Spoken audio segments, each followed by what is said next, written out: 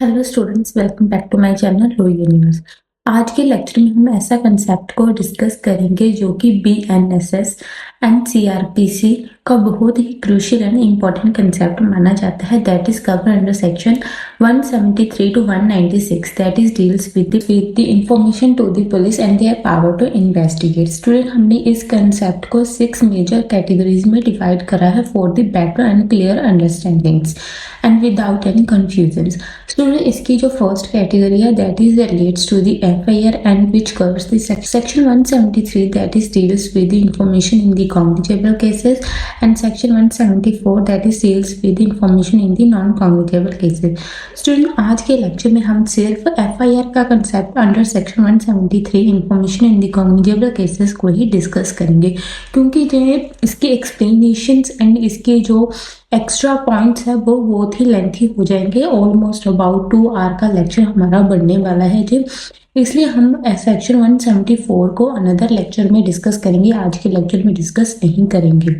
Students, आप लोग ना इस लेक्चर की लेंथ एंड एक्सप्लेनेशन को देखकर ना डरना मत। मैंने इसके नोट्स बहुत ही इजी वे में एंड एक्सप्लेनेशन को भी बहुत सिंपल रखा है। Student, this FIR concept is seems to be little bit lengthy as I have covered each and every point related to this concept FIR and not any point and concept related to the FIR is left out। Students, मैंने इस category first information in the cognizable cases में बाकी सारे sections को भी relate किया है and उसका ओवरव्यू एंड बेसिक आपको इसी कैटेगरी एंड कंसेप्ट्स में मिल जाएगा।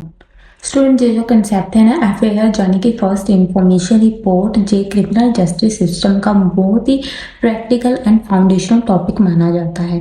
आपने कोई भी क्रिमिनल केस देखा हो, चाहे ही वो मर्डर हो, रॉबरी हो, किडनैपिंग हो, चाहे वो साइबर फ्रॉड हो, जहाँ कोई भी ऐसा कॉग्निजेबल ऑफेंसेस, उसका फर्स्ट स्टेप होता है एफआईआर। अगर एफआईआर सही बनी है तो आपका केस बहुत ही स्ट्रांग बनता है, बट वही अगर एफआईआर गलत है, उसमें कुछ वीकनेस है, तो वो पूरे प्रोसिक्यूशन सिस्टम को ही क्लैप्स कर देती है। स्टूडेंट, इसीलिए हम आज के कंसेप्ट को विद द कंसेप्चुअल क्लैरिटी के साथ समझेंगे। So now let's we start our today's topic from the introduction. Students, at the starting of the introduction I want to tell you the one most important point that section 173 of the BNSS is the extended and the modern age version of the section 154 CRPC। lawmakers ने इस provision को और भी ज्यादा digital, constitution and victim friendly बनाया है। ये sections बताते हैं कि इसमें 3 मेजर न्यू फीचर्स हाईलाइट किए गए हैं। फर्स्ट इज डिजिटल एक्सेप्टेंस, मतलब जब आपने एफआईआर फाइलिंग करवानी है वो आप अब WhatsApp, email, phone call, video call and online portal के थ्रू भी करवा सकते हैं, वो एक्सेप्टेबल होती है। Second is victim friendly approach, मतलब ये जो एफआईआर का पूरा प्रोसेस है specially for the women, minor and disable persons के लिए, वो अब और भी ज्यादा सेफ, इजी एंड एक्सेसिबल बनाया गया है under the new code BNSS. Third is constitutional alignment, मतलब वो इंटायर प्रोसीजर है एफआईआर का, वो कॉन्स्टिट्यूशन के कोर प्रिंसिपल से अलाइन किया गया है। Article 21 fair process, article 14 fairness and equality, article 15 non discrimination. इस सेक्शंस को क्रिमिनल जस्टिस सिस्टम की इग्निशन की भी कहा जाता है। जैसे कि कार तब ही स्टार्ट होती है जब आप कार में की लगाते हो, चाबी को घुमाते हो, वैसे ही पुलिस मशीनरी तब ही एक्टिवेट होती है जब एफआईआर लॉन्च होती है, मींस एफआईआर रजिस्टर्ड होती है। स्टूडेंट्स, हम सेक्शन 173 इंफॉर्मेशन कॉग्निजेबल केसेस के पार्ट में डिस्कस करेंगे कि पुलिस इंफॉर्मेशन कैसे रिसीव करेगी, एफआईआर कैसे रिकॉर्ड होगी, किस इंफॉर्मेशन को एफआईआर माना जाता है, इन्वेस्टिगेशन कब स्टार्ट होगी। ये पूरा क्रिमिनल जस्टिस सिस्टम का फर्स्ट स्टेप माना जाता है। Now let's we see the foundation of the criminal process की ये जो एफआईआर है, मतलब स्टूडेंट्स एफआईआर सिर्फ एक पीस ऑफ पेपर नहीं होती, एफआईआर के 4 स्ट्रेटेजिक फंक्शन होते हैं जिनके बिना क्रिमिनल जस्टिस सिस्टम रुक जाता है। That first is FIR informs the state about a cognizable crime. FIR का सबसे बेसिक एंड क्रिटिकल रोल ये होता है कि ये स्टेट को ऑफिशियली बताती है कि एक सीरियस कॉग्निजेबल क्राइम कमिट हुआ है। जब इन्फॉर्मेंट पुलिस को इन्फॉर्मेशन देता है तो एफआईआर के थ्रू गवर्नमेंट मशीनरी को अलर्ट मिलता है कि पब्लिक ऑर्डर वायलेट हुआ है एंड किसी सिटीजन की सेफ्टी को थ्रेट हुआ है एंड स्टेट की ड्यूटी एक्टिवेट हो जाती है उसी टाइम पर से ही एफआईआर लॉन्च होती है। स्टूडेंट ये सिर्फ कंप्लेंट नहीं, ये एक फॉर्मल लीगल इंफॉर्मेशन है जिससे क्रिमिनल जस्टिस सिस्टम का फर्स्ट स्टेप इनिशिएट होता है। मतलब ये स्टेट के लिए वार्निंग सिग्नल होती है कि law and order mechanism activate करना अभी जरूरी हो गया है। एफआईआर का सबसे फंडामेंटल फंक्शन यही है कि गवर्नमेंट मशीनरी को क्राइम की एग्जिस्टेंस का पता चल सके। Second is FIR triggers and legally authorized police investigation। मतलब एफआईआर ही वो लीगल डोरवे है जिससे इन्वेस्टिगेशन शुरू होती है। मतलब इन्वेस्टिगेशन का रियल स्टार्ट एफआईआर से होता है। पुलिस बिना एफआईआर के किसी भी केस में अपना फुल इन्वेस्टिगेशन जैसे कि spot inspection, evidence seizure, witness examination, medical examination and accused की ट्रेसिंग स्टार्ट ही नहीं कर सकती। इसलिए हम कहते हैं no FIR no investigation. Early FIR का एडवांटेजेस ये होता है कि पुलिस इमीडिएटली एक्शन लेती है, सीन ऑफ क्राइम फ्रेश रहता है and early scientific evidence lose नहीं होता। मतलब अर्ली एफआईआर से डिले अवॉइड होता है एंड पूरा case scientifically and systematically establish होता है। Now third is FIR protects the informant and victims. मतलब एफआईआर एक प्रोटेक्टिव शील्ड की तरह काम करती है। स्टूडेंट जिस पर्सन ने इंफॉर्मेशन दी है उसका स्टेटमेंट एक official time stamp legal record बन जाता है। बाद में कोई deny, twist and pressure create नहीं कर सकता। अगर इन्फॉर्मेंट को थ्रेट फेस हो, पुलिस एफआईआर के बेसिस पर उनकी सिक्योरिटी इंश्योर कर सकती है। अब जिस पर्सन ने इंफॉर्मेशन दी है relating to the cognizable offences, मतलब एफआईआर दर्ज करवाई है, अगर उस पर्सन को कोई पर्सन जिसके खिलाफ मीन्स वो एफआईआर करी गई है वो थ्रेट करता है, तभी पुलिस की ड्यूटी बनती है कि जिस पर्सन ने इंफॉर्मेशन दी है उसकी सिक्योरिटी का ख्याल रखा जाए, उसको सिक्योरिटी दी जाए। ये डॉक्यूमेंट्स कंप्लेनेंट की क्रेडिबिलिटी को प्रिजर्व करते हैं एंड उनको लॉ के अंडर प्रोटेक्शन प्रोवाइड करते हैं। इसलिए एफआईआर विक्टिम फ्रेंडली सेफगार्ड भी है, सिर्फ प्रोसीजरल फॉर्मेलिटी नहीं। Fourth is FIR preserves the earliest and most natural version of the event. FIR का सबसे एविडेंशियली इम्पोर्टेंट एस्पेक्ट ये होता है कि ये क्राइम के बारे में सबसे early, natural and spontaneous version record करती है। कोर्ट हमेशा अर्ली अकाउंट को ज्यादा वेटेज देते हैं क्योंकि उसमें गुम फिर कर बनाई गई कहानी एंड आउटसाइड इन्फ्लुएंस का चांस कम होता है। अर्ली एफआईआर से प्रोसिक्यूशन की फाउंडेशन स्ट्रॉन्ग होती है, इन्वेस्टिगेशन डायरेक्शन ओरिएंटेड होती है एंड एविडेंस प्रिजर्वेशन इफेक्टिव रहता है। इसलिए एफआईआर एक प्रोसीजरल डॉक्यूमेंट ही नहीं बल्कि केस की बैकबोन भी होती है। तो स्टूडेंट्स इस तरह एफआईआर के ये 4 फंक्शंस, स्टेट को क्राइम की इंफॉर्मेशन देना, पुलिस इन्वेस्टिगेशन को एक्टिवेट करना, इन्फॉर्मेंट को प्रोटेक्शन देना एंड अर्लीस्ट एविडेंस को प्रिजर्व करना, ये सब मिलकर क्रिमिनल जस्टिस सिस्टम के पूरे स्ट्रक्चर को सपोर्ट करते हैं। अगर एफआईआर ना हो तो सिस्टम रुक जाता है, अगर एफआईआर हो तो पूरा justice process legally and practically activate रहता है। Now students let's we see the meaning of the FIR. Class FIR का मतलब ना समझना बहुत ही जरूरी है क्योंकि ये criminal justice system mean criminal justice का जो प्रोसेस है उसका स्टार्टिंग पॉइंट होता है। कोर्ट ने एफआईआर को बहुत ही सिंपलेस्ट टर्म्स में डिफाइन किया है। मतलब एफआईआर का फुल फॉर्म तो आपको पता है कि first information report. FIR means that or FIR is equal to the earliest information recorded by the police about a cognizable offense। So student आपको समझ में आ गया होगा एफआईआर का क्या मतलब है, लेकिन फिर भी हम इस जो डेफिनेशन है इसको ब्रेक करके एक एक वर्ड को समझते हैं। दैट फर्स्ट इज अर्लीस्ट, मतलब सबसे पहली स्टेटमेंट, यानी जो इंफॉर्मेशन इमीडिएटली मिलती है एंड ओरिजिनल एंड स्पॉन्टेनियस भी होती है। ये इम्पोर्टेंट है क्योंकि लेटर स्टेटमेंट मतलब जो इंफॉर्मेशन डिले होती है जहाँ फिर बाद में दी जाती है वो किसी भी तरह से के इन्फ्लुएंस से या इफेक्ट होकर डिस्टॉर्ट हो जाती है। Next word is information. जरूरी नहीं कि पूरा डिटेल डिस्क्रिप्शन हो उस कॉग्निजेबल केसेस के बारे में, बेसिक रिपोर्ट ही काफी है, यानी कि क्राइम के अक्रेंस का गिस्ट बताना, पूरी स्टोरी नहीं। Next word is recorded. ये इंफॉर्मेशन पुलिस के रिकॉर्ड में officially written digital, audio and electronic form में होती है। कोर्ट के लिए ये प्रूफ का पार्ट नहीं होता पर इन्वेस्टिगेशन के लिए बेस होती है। Next word is by the police. FIR सिर्फ एसएचओ फिर ऑफिसर इंचार्ज के थ्रू ही रजिस्टर की जा सकती है। किसी और के पास लीगल अथॉरिटी नहीं होती एफआईआर को रजिस्टर करने के लिए। Next word is cognizable offences. ये वो सीरियस कैटेगरी का क्राइम है जिसमें पुलिस बिना मैजिस्ट्रेट की परमिशन के इन्वेस्टिगेशन एंड अरेस्ट कर सकती है। सो स्टूडेंट्स, मतलब इस कॉग्निजेबल ऑफेंसेस का सिंपल मतलब ये है कि एफआईआर सिर्फ ऐसे ऑफेंसेस के लिए बनाई जाती है जिसमें पुलिस को इमीडिएटली मतलब तुरंत एक्शन लेना जरूरी होता है, जैसे कि murder, rape, kidnapping, robbery, human trafficking, serious hurt या फिर साइबर फ्रॉड क्राइम। स्टूडेंट्स, जब पुलिस को पहली बार किसी सीरियस क्राइम की इंफॉर्मेशन मिलती है एंड वो उससे ऑफिशियली रिकॉर्ड कर लेती है, वही एफआईआर बन जाती है।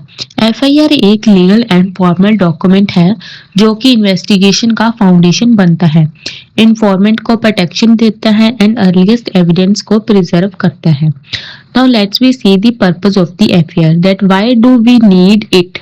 क्लास, अब हम समझते हैं कि एफआईआर बनाने का पर्पस क्या है एंड क्यों ये क्रिमिनल जस्टिस सिस्टम का इतना ज्यादा इम्पोर्टेंट टूल माना जाता है।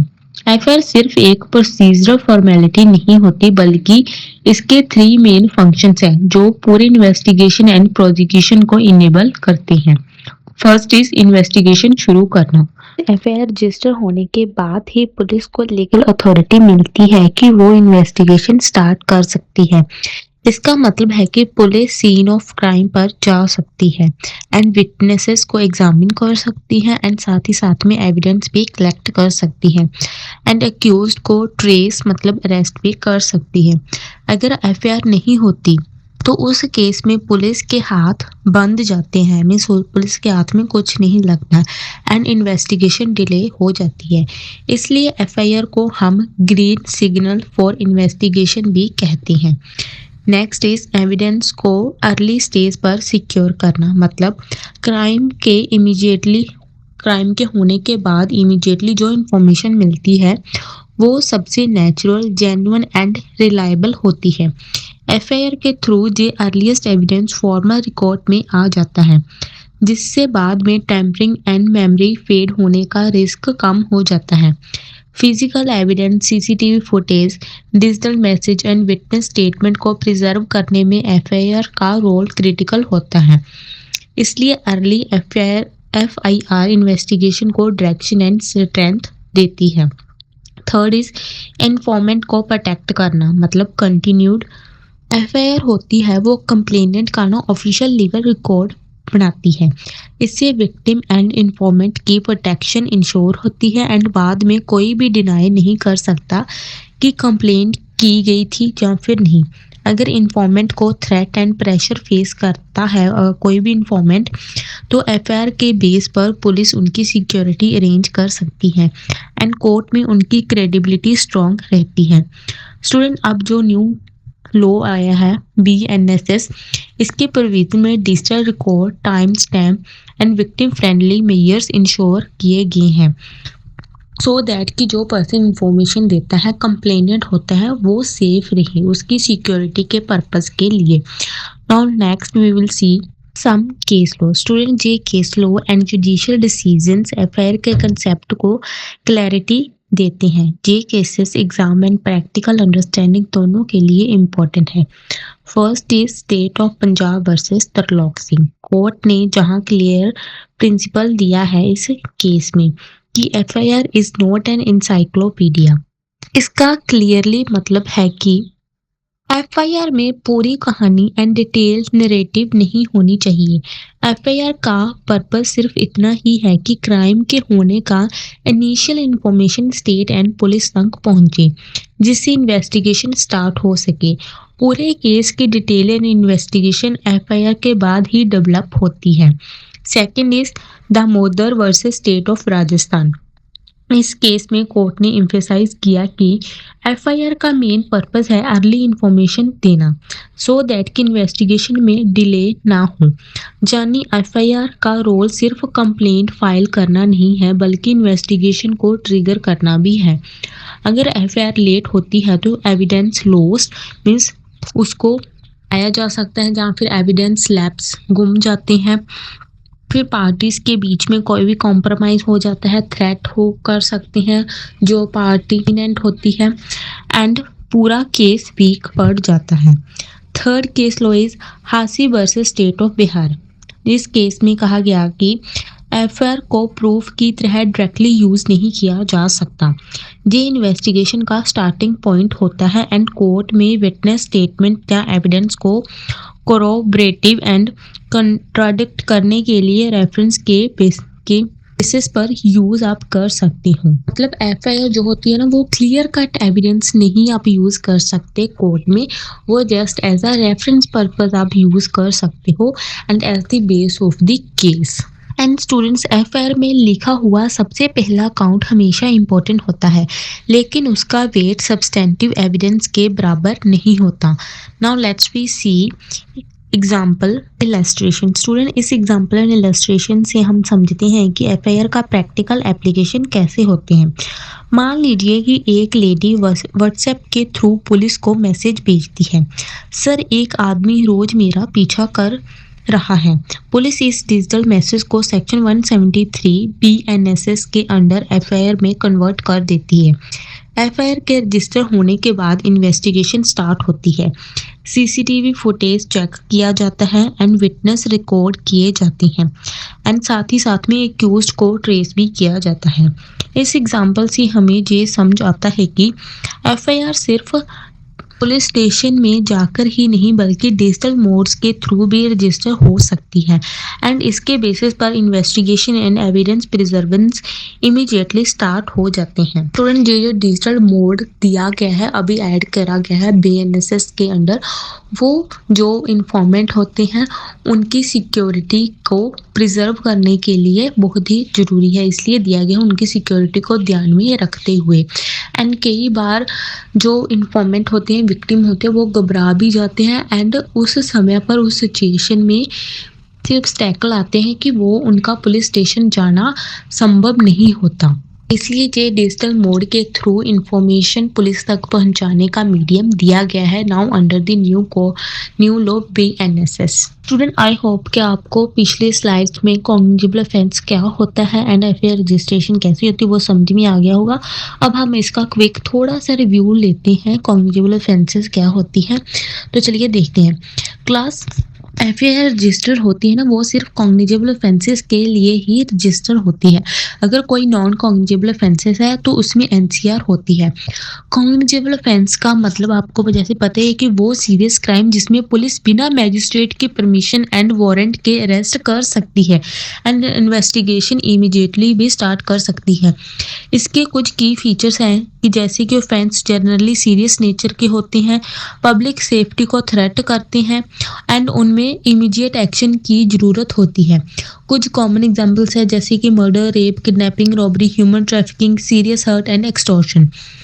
तो students, here is the formula on your screen that what is the cognizable offense आप देख लो एक बार। वैसे जो हमारे ऊपर जो एक्सप्लेनेशन किया वो उसी के लिए है फॉर्मूला इन शॉर्ट।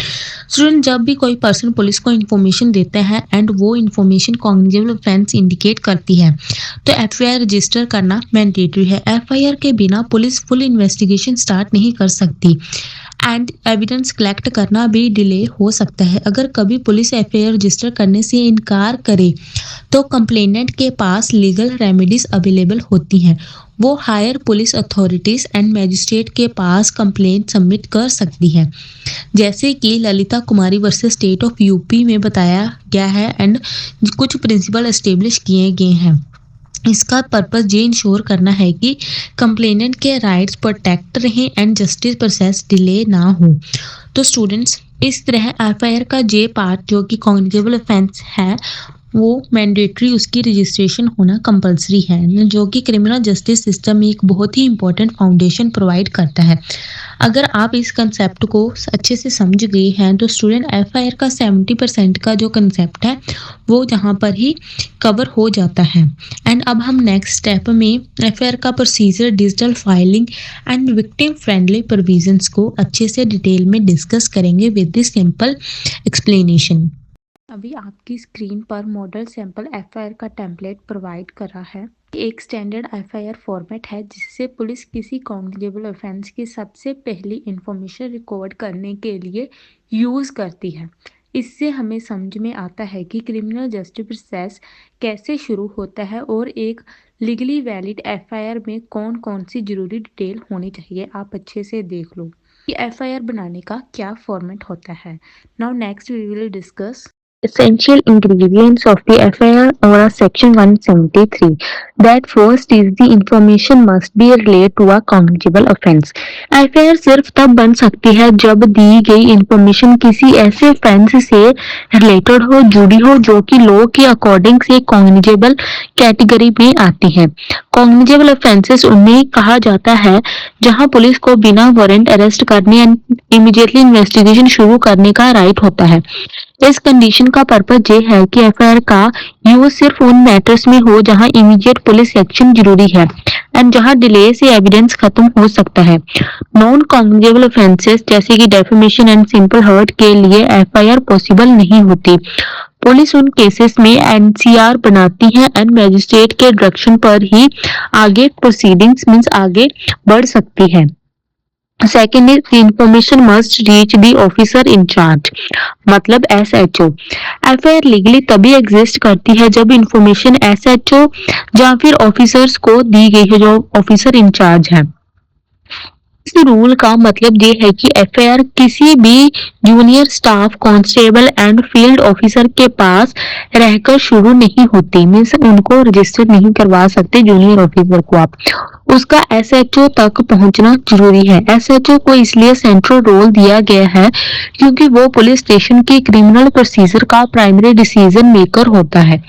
इससे प्रोसीजरल यूनिफॉर्मिटी बनती है एंड अकाउंटेबिलिटी फिक्स होती है कि किस ऑफिसर ने एफआईआर एक्सेप्ट की एंड किस ने इन्वेस्टिगेशन इनिशिएट की। सुप्रीम कोर्ट ने स्टेट ऑफ हरियाणा वर्सेस भजन लाल में क्लैरिफाई किया था कि एसएचओ बाउंड है एफआईआर रजिस्टर करने के लिए अगर इंफॉर्मेशन कॉग्निजेबल ऑफेंस को डिस्क्लोज करती है। तो इस रिक्वायरमेंट का एम प्रोसीजर में क्लैरिटी एंड यूनिफॉर्मिटी को मेंटेन करना है। थर्ड इज इंफॉर्मेशन में be given orally in writing and electronically. Student, section 173 of the BNSS FIR देने के जो तरीके होते हैं, वेज होते हैं, उसको फ्लेक्सिबल बनाता है। कंप्लेनेंट अपनी information orally, written and electronic mode जैसे कि WhatsApp, email, SMS and online portal के थ्रू भेज सकता है। मॉडर्न कम्युनिकेशन को रिकॉग्नाइज करने से इमरजेंसी सिचुएशन में विक्टिम पुलिस तक बिना डिले किए पहुंच सकता है। लेकिन इलेक्ट्रॉनिक कंप्लेंट को कंप्लीट एफआईआर तब माना जाता है जब बाद में कंप्लेनेंट पर्सनली आकर उसकी वेरिफिकेशन एंड सिग्नेचर देता है, सो दैट की ऑथेंटिसिटी एंड अकाउंटेबिलिटी मेंटेन रहे। Fourth ingredient is oral information must be reduced into writing. अगर इंफॉर्मेंट अपनी बात ओरल फॉर्म में देता है तो एसएचओ की रिस्पॉन्सिबिलिटी होती है कि उस इंफॉर्मेशन को एग्जैक्ट वर्ड में लिखा जाए। उसके बाद एसएचओ लिखी हुई रिटन हुई बात को कंप्लेनेंट को पढ़कर सुनाता है, सो दैट कि कोई भी एरर एंड मिसकम्युनिकेशन ना रहे। ये स्टेप इसीलिए मैंडेटरी है क्योंकि एफआईआर इन्वेस्टिगेशन का फाउंडेशनल डॉक्यूमेंट होता है। इसमें कोई भी एम्बिग्यूटी एंड एसएचओ की इंटरप्रिटेशन नहीं चलती। रिटन रिकॉर्ड बनाने के बाद ही एफआईआर एक फॉर्मल प्रोसीजरल स्टेप कंप्लीट करती है। फिर इस बात को कोर्ट ने ना बार बार क्लेरिफाई किया है and specially in the case of Damodar versus state में कि एफआईआर को एग्जैक्ट नरेशन में लिखना कंपलसरी है एंड ओरल इंफॉर्मेशन को राइटिंग में रिड्यूस करना इन्वेस्टिगेशन एंड ट्रायल दोनों के लिए क्रूशियल होता है, मतलब इम्पोर्टेंट होता है, क्योंकि एफआईआर एक परमानेंट ऑफिशियल डॉक्यूमेंट बन जाती है। Next is fifth ingredient is that FIR must be signed by the informant. FIR को फाइनल शेप तभी मिलता है जब इन्फॉर्मेंट उस पर अपना सिग्नेचर एंड थंब इम्प्रेशन करता है। ये सिग्नेचर कंप्लेनेंट की तरफ से ये कंफर्मेशन होती है कि रिटन स्टेटमेंट उसके द्वारा दी गई है एंड वो एग्जैक्ट वर्जन है। सिग्नेचर का पर्पस ये भी होता है कि बाद में कोई पार्टी ये नहीं कह सकती कि पुलिस ने इंफॉर्मेशन रॉन्ग लिखी है, रॉन्ग रिटन डाउन करी है। इलिटरेट पर्सन के लिए थंब इम्प्रेशन इक्वली वैलिड होता है एज टू द सिग्नेचर। इस स्टेप से एफआईआर एक ऑथेंटिकेटेड डॉक्यूमेंट बन जाती है। Next ingredient is that a free copy must be given to the informant. मतलब स्टूडेंट जे ना लॉ की रिक्वायरमेंट होती है कि सेक्शन 173 के अंडर एफआईआर रजिस्टर होते ही कंप्लेनेंट को फ्री ऑफ कॉस्ट एक कॉपी दी जाए उस एफआईआर की। इससे कंप्लेनेंट के पास अपनी ऑफिशियल रिकॉर्ड होता है जिससे वो insurance, compensation proceeding, court submissions या किसी फर्दर लीगल स्टेप में यूज कर सकता है। फ्री कॉपी देने का मेन ट्रांसपेरेंसी को स्ट्रेंथन करता है सो दैट कि कंप्लेनेंट को पता रहे कि पुलिस ने क्या रिकॉर्ड किया है एंड एफआईआर में क्या कंटेंट मेंशन किए गए हैं। Next ingredient is FIR must be first in point of time. FIR वही रिपोर्ट होती है जो किसी इंसिडेंट के बारे में पुलिस को सबसे पहले मिलती है। अगर एक ही ऑफेंस को लेकर कई अलग अलग जो अलग अलग पर्सन होते हैं, कई लोग होते हैं, वो किसी डिफरेंट टाइम पर इंफॉर्मेशन दे रहे हैं, तो सबसे पहले मिली हुई इंफॉर्मेशन को एफआईआर ट्रीट किया जाता है, ना कि जो अलग अलग पर्सन डिफरेंट टाइम पर दे रहे हैं। एंड जो बाकी सारी स्टेटमेंट होती जो डिफरेंट टाइम में दी जाती है वो इन्वेस्टिगेशन का पार्ट बन सकती है, बट वो एफआईआर नहीं होती। मतलब बाद में जो भी स्टेटमेंट आएंगी वो सेक्शन 181 की स्टेटमेंट बन जाती है, एफआईआर नहीं बनेगी। इस प्रिंसिपल का पर्पस क्लैरिटी रखना है कि वो इन्वेस्टिगेशन किस ओरिजिनल वर्जन पर बेस्ड है सो दैट कि इन्वेस्टिगेशन का स्टार्टिंग पॉइंट कंफ्यूजन से फ्री हो। ये rule later modification and improvement को रोकता है एंड इंसिडेंट का सबसे रो स्पॉन्टेनियस वर्जन रिकॉर्ड करता है। फॉर एग्जाम्पल कि एक रॉबरी को 3 आई विटनेस देखते हैं एंड सबसे पहले जो पर्सन पुलिस स्टेशन में आकर रिपोर्ट देता है वो एफआईआर होती है एंड जो बाद में लोग आते हैं, जो बाद की जो आई विटनेस होते हैं डिफरेंट टाइम में आते हैं एफआईआर रजिस्टर करवाने के लिए, वो इन्वेस्टिगेशन का पार्ट जरूर बन जाते हैं बट वो एफआईआर नहीं होती एंड वो पर्सन्स भी एफआईआर मेकर नहीं होते। Now let's we take one more illustration. मान लीजिए कि एक आदमी रात को दुकान में हो रही रॉबरी को अपनी आंखों से देख लेता है एंड घबराहट में वो सीधा पुलिस स्टेशन पहुंचता है एंड एसएचओ को ओरली बताता है कि क्या हुआ। एसएचओ ड्यूटी के अकॉर्डिंग उसकी पूरी बात बिल्कुल वैसे ही एफआईआर रजिस्टर में लिख लेता है एंड फिर इन्फॉर्मेंट को पढ़कर सुनाता है सो दैट कि कोई भी गलती ना हो एंड मिसअंडरस्टैंडिंग ना हो। एंड जब वो दुकानदार इस बात को कंफर्म कर देता है कि जो भी उस इंफॉर्मेशन में लिखा गया है, रिटर्न फॉर्म में एफआईआर में लिखा गया है वो सही वर्जन है, तो वो अपनी सिग्नेचर करता है उस पर एंड उसके बाद एसएचओ उसे फ्री ऑफ कॉस्ट उसकी कॉपी देता है जो कि कंप्लेनेंट का लीगल राइट होता है। इस प्रोसेस के कंप्लीट होते ही एफआईआर फॉर्मली रजिस्टर हो जाती है, मतलब ऑफिशियली। अब एफआईआर के रजिस्टर होते ही पुलिस के पास इन्वेस्टिगेशन पावर एक्टिवेट हो जाती है। सबसे पहले police section 177 of the BNSS के अंडर स्पॉट को विजिट करती है, क्राइम सीन पर विजिट करती है जहां ऑफेंस हुआ है। ये सेक्शन 178 के under police evidence secure and preserve करती है, जैसे कि footprint, CCTV, blood stains, broken locks. And section 181 के अंडर विटनेस के स्टेटमेंट भी लिए जाते हैं, जिसमें रोबरी देखने वाले लोगों की बात रिकॉर्ड होती है। अगर जरूरत पड़े तो सेक्शन 185, 186 एंड 187 के अंडर सर्च सीजर की पावर भी यूज होती है, जैसे कि सस्पेक्ट के घर से वेपन, स्टोलन गुड्स एक्सेट्रा को रिकवर करना। इस तरह एफआईआर इन्वेस्टिगेशन का पूरा ही चेन रिएक्शन एक्टिवेट होती है।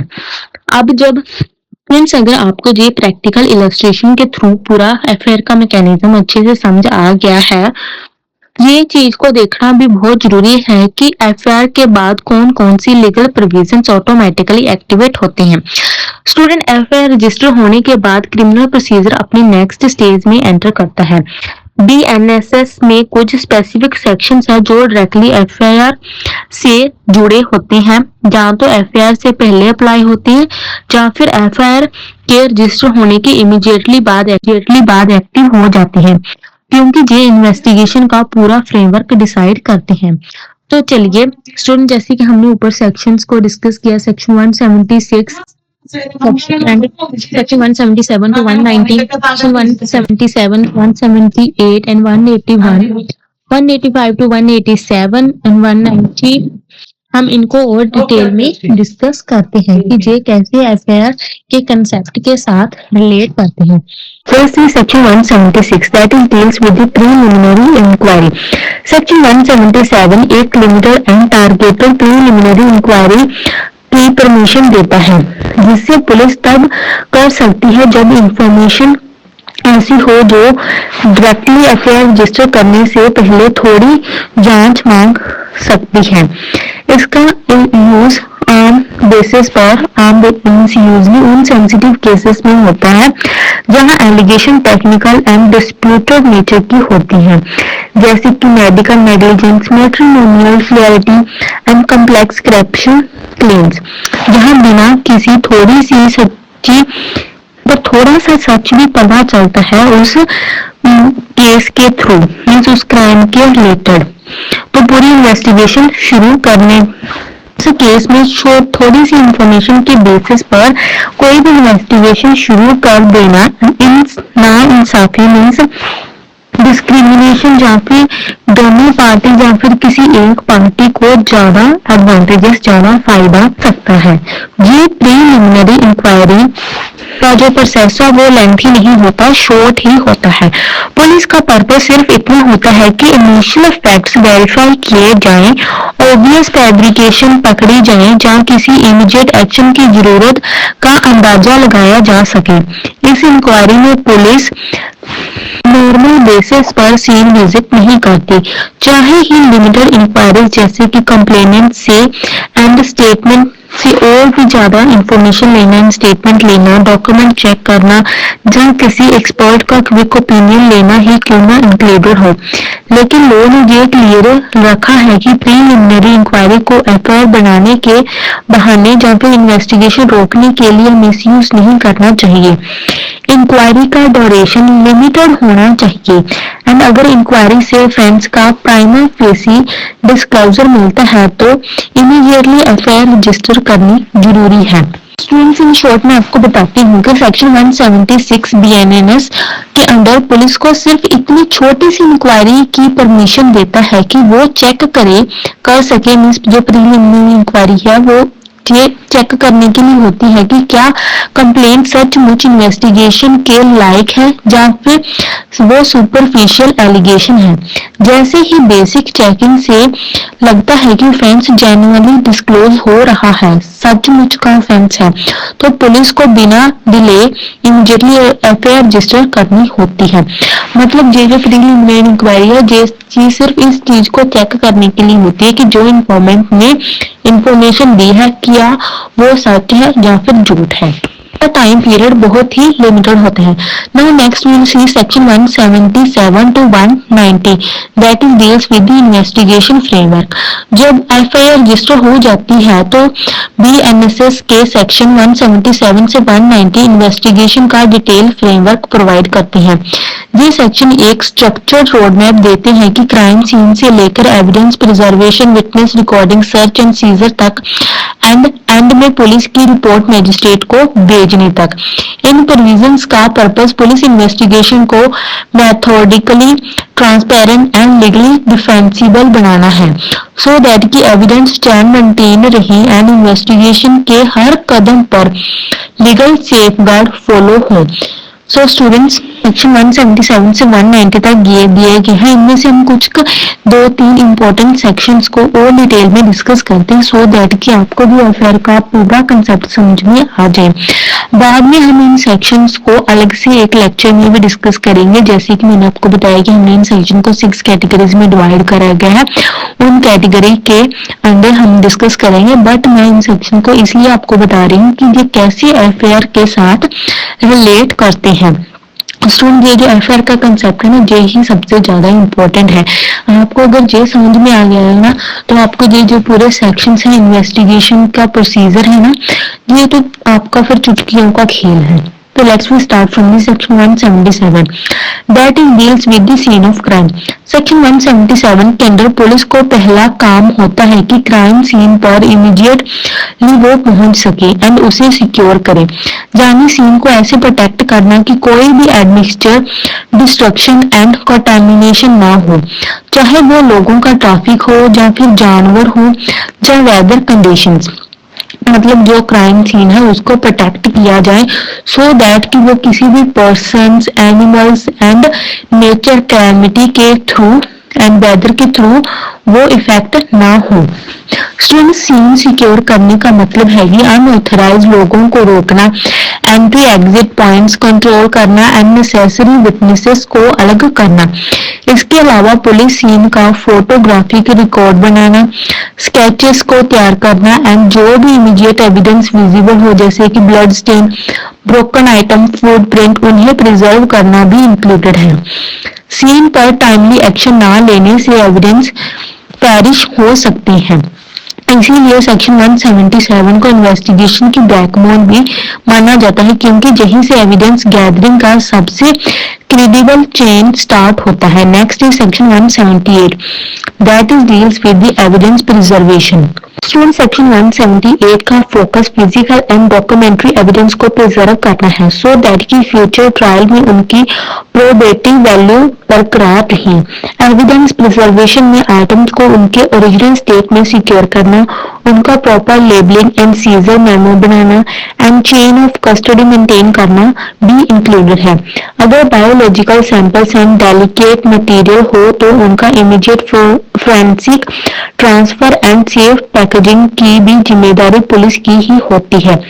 सेक्शन 178 जे भी डिमांड करता है कि एविडेंस को अननेसेसरी हैंडलिंग से बचाया जाए एंड जिस ऑफिसर ने एविडेंस सीज किए उसका रिकॉर्ड बनाया जाए, सो दैट की कोर्ट को क्लियर ट्रायल मिल सके कि एविडेंस कब एंड कैसे पुलिस के पास आए।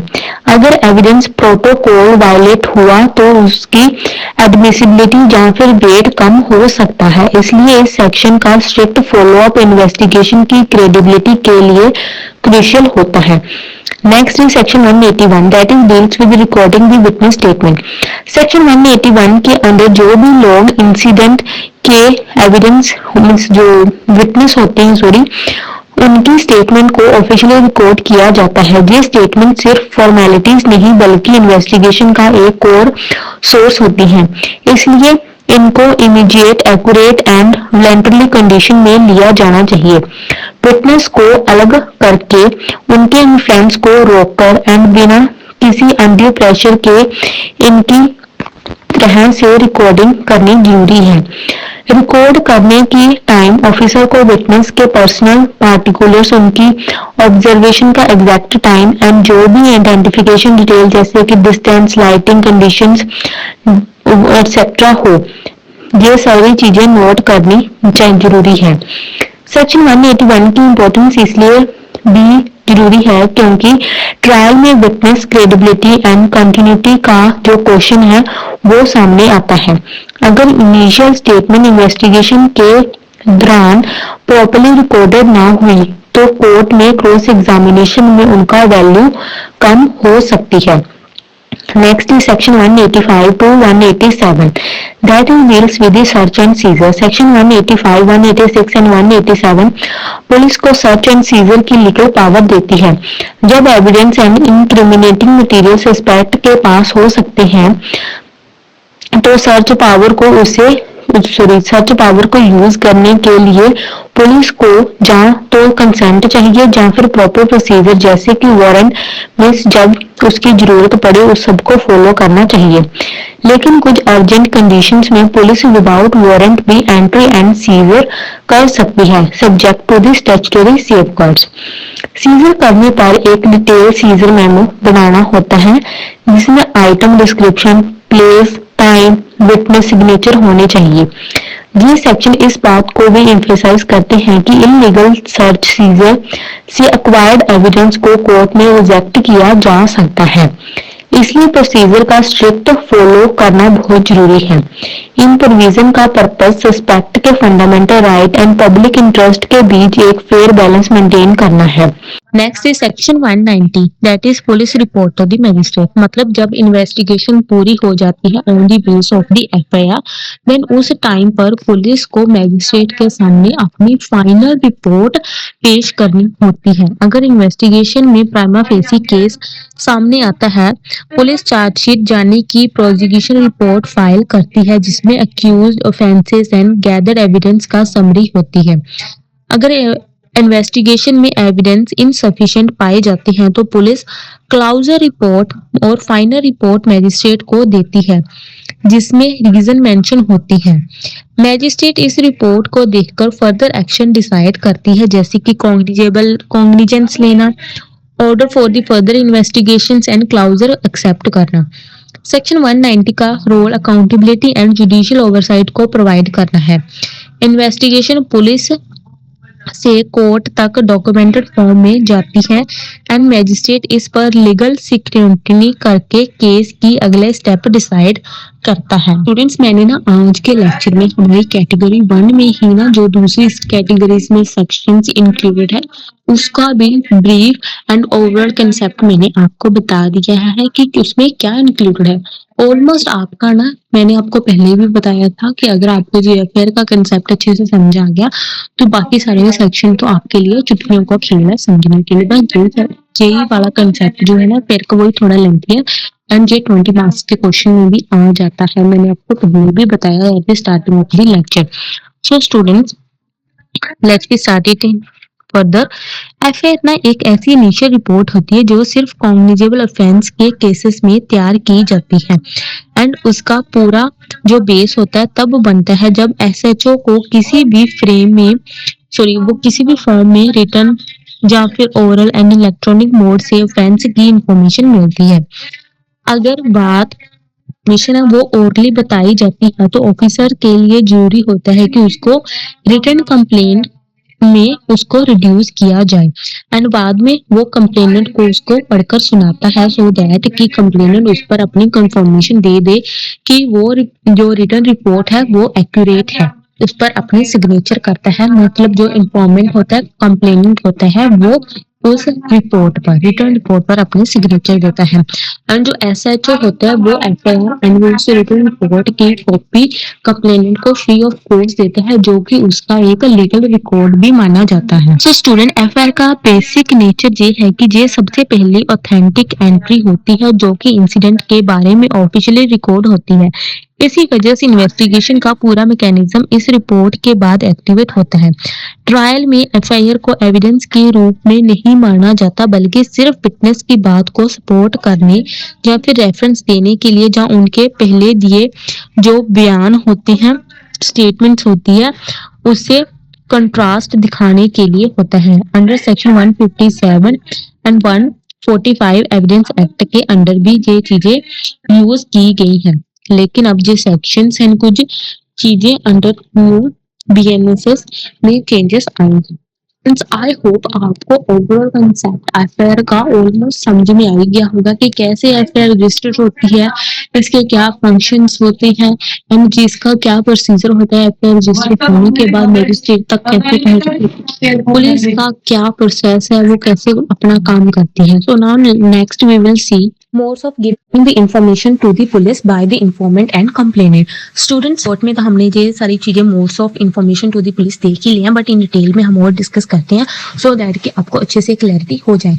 वैसे तो जहां तक हमारा ओवरऑल कंसेप्ट एफआईआर का कंप्लीट हो चुका है, बट इन डिटेल और चीजें जो ऐड होती हैं ये मत समझना कि ये मोड्स हम दोबारा रिपीट कर रहे हैं, बट जहां आगे चलकर और भी कुछ चीजें जो एडअप होने वाली है आप देखते हैं। So without wasting our time let's we start it. तो हम देखते हैं कि कैसे एंड किस मोड से पुलिस को इन्फॉर्मेशन दी जा सकती है सो दैट कि एफआईआर रजिस्टर हो सके। सेक्शन 173 ने पुराने लॉ को मॉडर्न बना दिया है, क्योंकि अब एफआईआर सिर्फ ओरली एंड रिटन कंप्लेंट तक ही लिमिटेड नहीं है। अब डिजिटल मोड जैसे कि WhatsApp, email, audio, video calls भी ऑफिशियली रिकॉग्नाइज्ड है। इसका कोर पर्पस ये समझाना है कि इंफॉर्मेशन पुलिस तक किस फॉर्म में जाती है, कैसे रिकॉर्ड होती है एंड उससे एफआईआर बनने तक का लीगल प्रोसेस क्या होता है। So now let's we start it. Student section 173 BNSS के अंडर लॉ ने 3 primary modes of reporting recognise किए हैं, like oral, written and electronic. ये रिफॉर्म इसलिए इम्पोर्टेंट है क्योंकि इससे एक्सेस टू जस्टिस और भी ज्यादा इंक्लूसिव हो जाता है। मतलब विक्टिम को अब सिर्फ पुलिस स्टेशन पहुंचकर ही रिपोर्ट नहीं करनी पड़ती, वो और मींस इलेक्ट्रॉनिक मोड के थ्रू घर बैठे भी पुलिस को रिपोर्ट कर सकता है। BNSS का फोकस ये है कि जेन्युइन इंफॉर्मेशन पुलिस तक इमीडिएटली मींस जल्दी एंड सेफ तरीके से पहुंच जाए। That first mode is oral mode. Oral FIR या फिर जुबानी कंप्लेंट अभी भी सबसे ट्रेडिशनल एंड एसेंशियल मोड है। जब कोई पर्सन पुलिस को मुख्य तौर पर वर्बली किसी कॉग्निजेबल ऑफेंस के बारे में बताता है तो SHO या फिर ड्यूटी पुलिस ऑफिसर को इमीडिएटली उसकी जो बात है ओरली बताई गई है उसको रिटन फॉर्म में रिकॉर्ड करना होगा। इस रिटन फॉर्म में ओरल इंफॉर्मेशन को रिड्यूस करना होगा। चीज को जो एफआईआर के रिलेटेड रजिस्टर होते हैं ना, रजिस्टर मेंटेन होते हैं, उसमें दर्ज करना होगा, उसमें फाइल करना होगा। इस प्रोसेस का पर्पस ये है कि कंप्लेनेंट के एग्जैक्ट वर्ड्स को प्रिजर्व किया जा सके, जिससे फ्यूचर में किसी भी डिस्प्यूट से सकते हैं। मीन्स इसके रिगार्डिंग कोई डिस्प्यूट नहीं होगा। अगर इंफॉर्मेशन ओरली ही रह जाएगी, रिटन फॉर्म में प्रिजर्व नहीं करी जाएगी, तो आगे चलकर इसके रिगार्डिंग कॉन्ट्राडिक्शन डिस्प्यूट्स हो सकते हैं। रिकॉर्ड करने के बाद SHO को इन्फॉर्मेंट के सामने एफआईआर को रीड बैक करना चाहिए सो दैट कि इन्फॉर्मेंट वेरीफाई कर सके कि एफआईआर में जो लिखा गया है वो उसकी रियल इन्फॉर्मेशन दी गई है इन्फॉर्मेंट के द्वारा उससे रिलेट करता है, उससे मैच करता है। तो स्टूडेंट्स ये बातें बार बार आ रही हैं, बट हम इसको देखते हैं बिकॉज अंडर मोड्स ऑफ, जैसे कि मैंने बताया कि हमने बिकॉज डिस्कस ही कर लिया, लेकिन और क्लैरिटी के लिए हम इसको देते हैं आपके लिए ही ऑफिशियल है सो दैट कि आपको पॉइंट रिवाइज हो जाएंगे अगर कुछ चीजें बार बार रिपीट भी होंगी। मैंने इसलिए बार बार रिपीट करी है सो दैट कि आपके कंसेप्ट अच्छे से क्लियर हो जाए, नहीं तो मैं इन शॉर्ट भी आपको करवा सकती थी। स्टूडेंट चाहे ही मेरी एक्सप्लेनेशन लेक्चर थोड़े लेंथी हो, बट आपके लिए बहुत ही simple and clear cut understanding के लिए बेनिफिशियल है। आप कोई अपना फीडबैक देना चाहते हो, कोई इंप्रूवमेंट करूँ मैं अपने लेक्चर्स में, तो वो आप मुझे कमेंट बॉक्स में बता देना, जहाँ फिर मुझे इंस्टाग्राम चैनल लो यूनिवर्स में DM भी कर सकते हो। मैं आपके डाउट्स भी लूंगी, फीडबैक का रिप्लाई भी करूंगी। सो नाउ लेट्स बी कंटिन्यू। अगर जो इन्फॉर्मेंट होता है वो उस रिटर्न रिपोर्ट को साइन कर देता है एंड तो सिग्नेचर करता है या फिर थंब इम्प्रेशन देता है, तो उससे जो रिपोर्ट होती है उसकी ऑथेंटिसिटी बन जाती है। एफआईआर की एक फ्री कॉपी इन्फॉर्मेंट को इमीडिएटली प्रोवाइड करना भी मैंडेटरी है। ओरल एफआईआर के लिए कुछ सेफगार्ड भी डिफाइन किए गए हैं। SHO को कभी भी इन्फॉर्मेंट से ओरल इन्फॉर्मेशन रिकॉर्ड करने से मना नहीं करना चाहिए। अगर इन्फॉर्मेंट के वर्ड्स में एम्बिग्यूटी हो तो उनको क्लैरिफाई करना जरूरी है। अगर कोरिजन एंड प्रेशन का प्लान्स होता है, वो SHO का देखता है कि कंप्लेनेंट किसी कोरिजन एंड प्रेशन में आकर वो इन्फॉर्मेशन दे रहा है, तो उस केस में family members and legal council की प्रेजेंस अलाउ करना भी जरूरी है। फॉर एग्जाम्पल, एक पेडेस्ट्रियन 8:10 PM में hit and run incident report करता है। SHO 8:15 PM में उसके वर्ड्स रिकॉर्ड करता है एंड रीड बैक करके इन्फॉर्मेंट के सिग्नेचर लेता है, तो जी एक एफआईआर बन जाती है ऑफिशियली जो कि एफआईआर रजिस्टर में रिकॉर्ड करी जाती है। Now next mode is written FIR.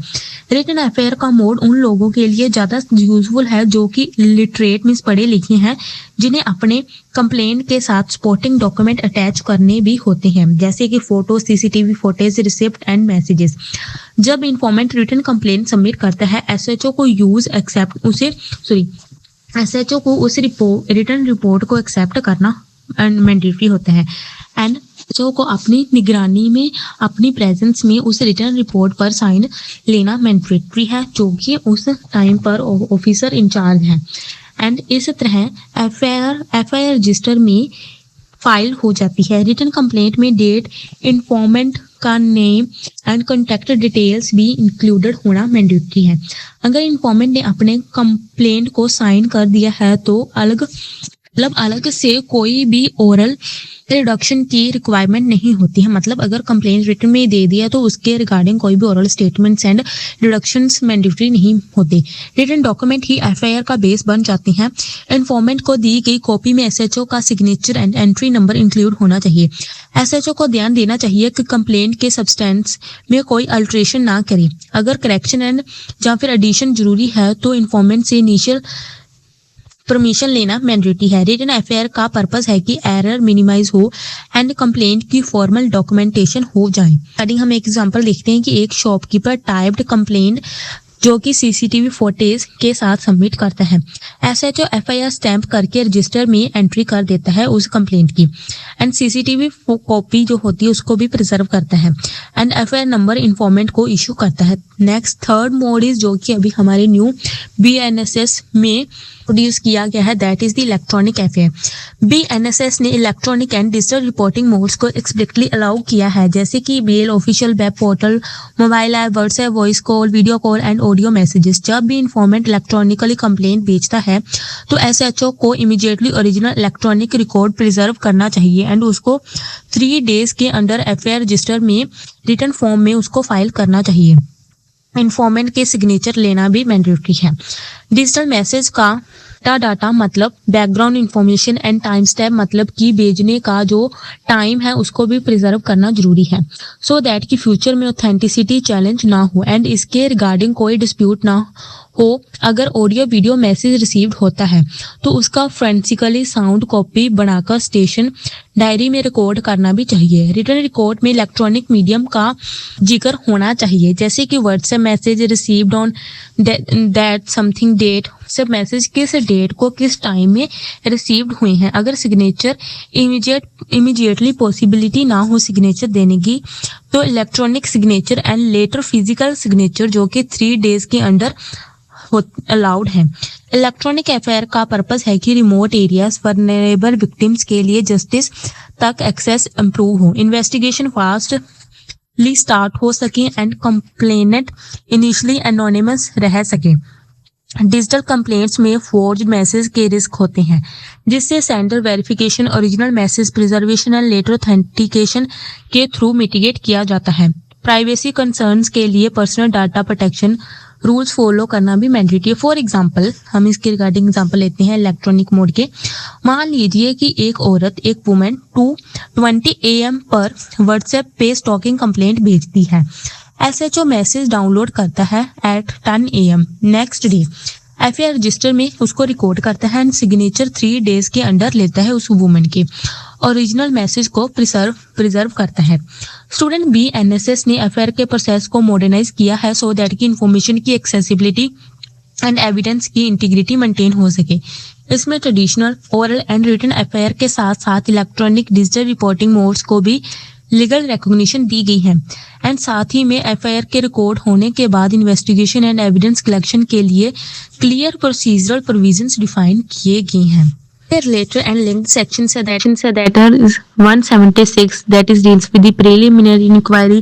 Second is section 177 to 190 that is deals with the investigation provisions, and third is that is covered under the evidence law that is the electronic FIR.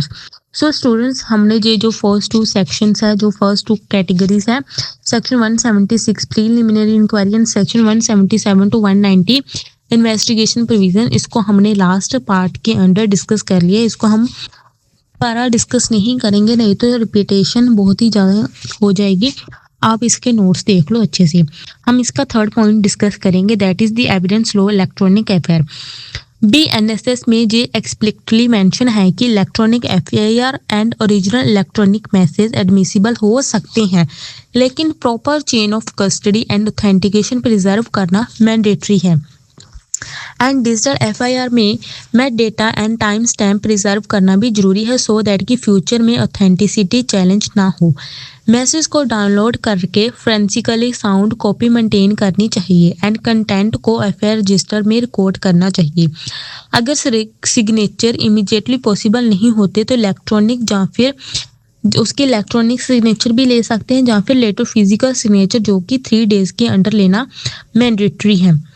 So student, इसका purpose है कि digital reporting का legal recognition and vulnerable victims के लिए accessibility को increase करना।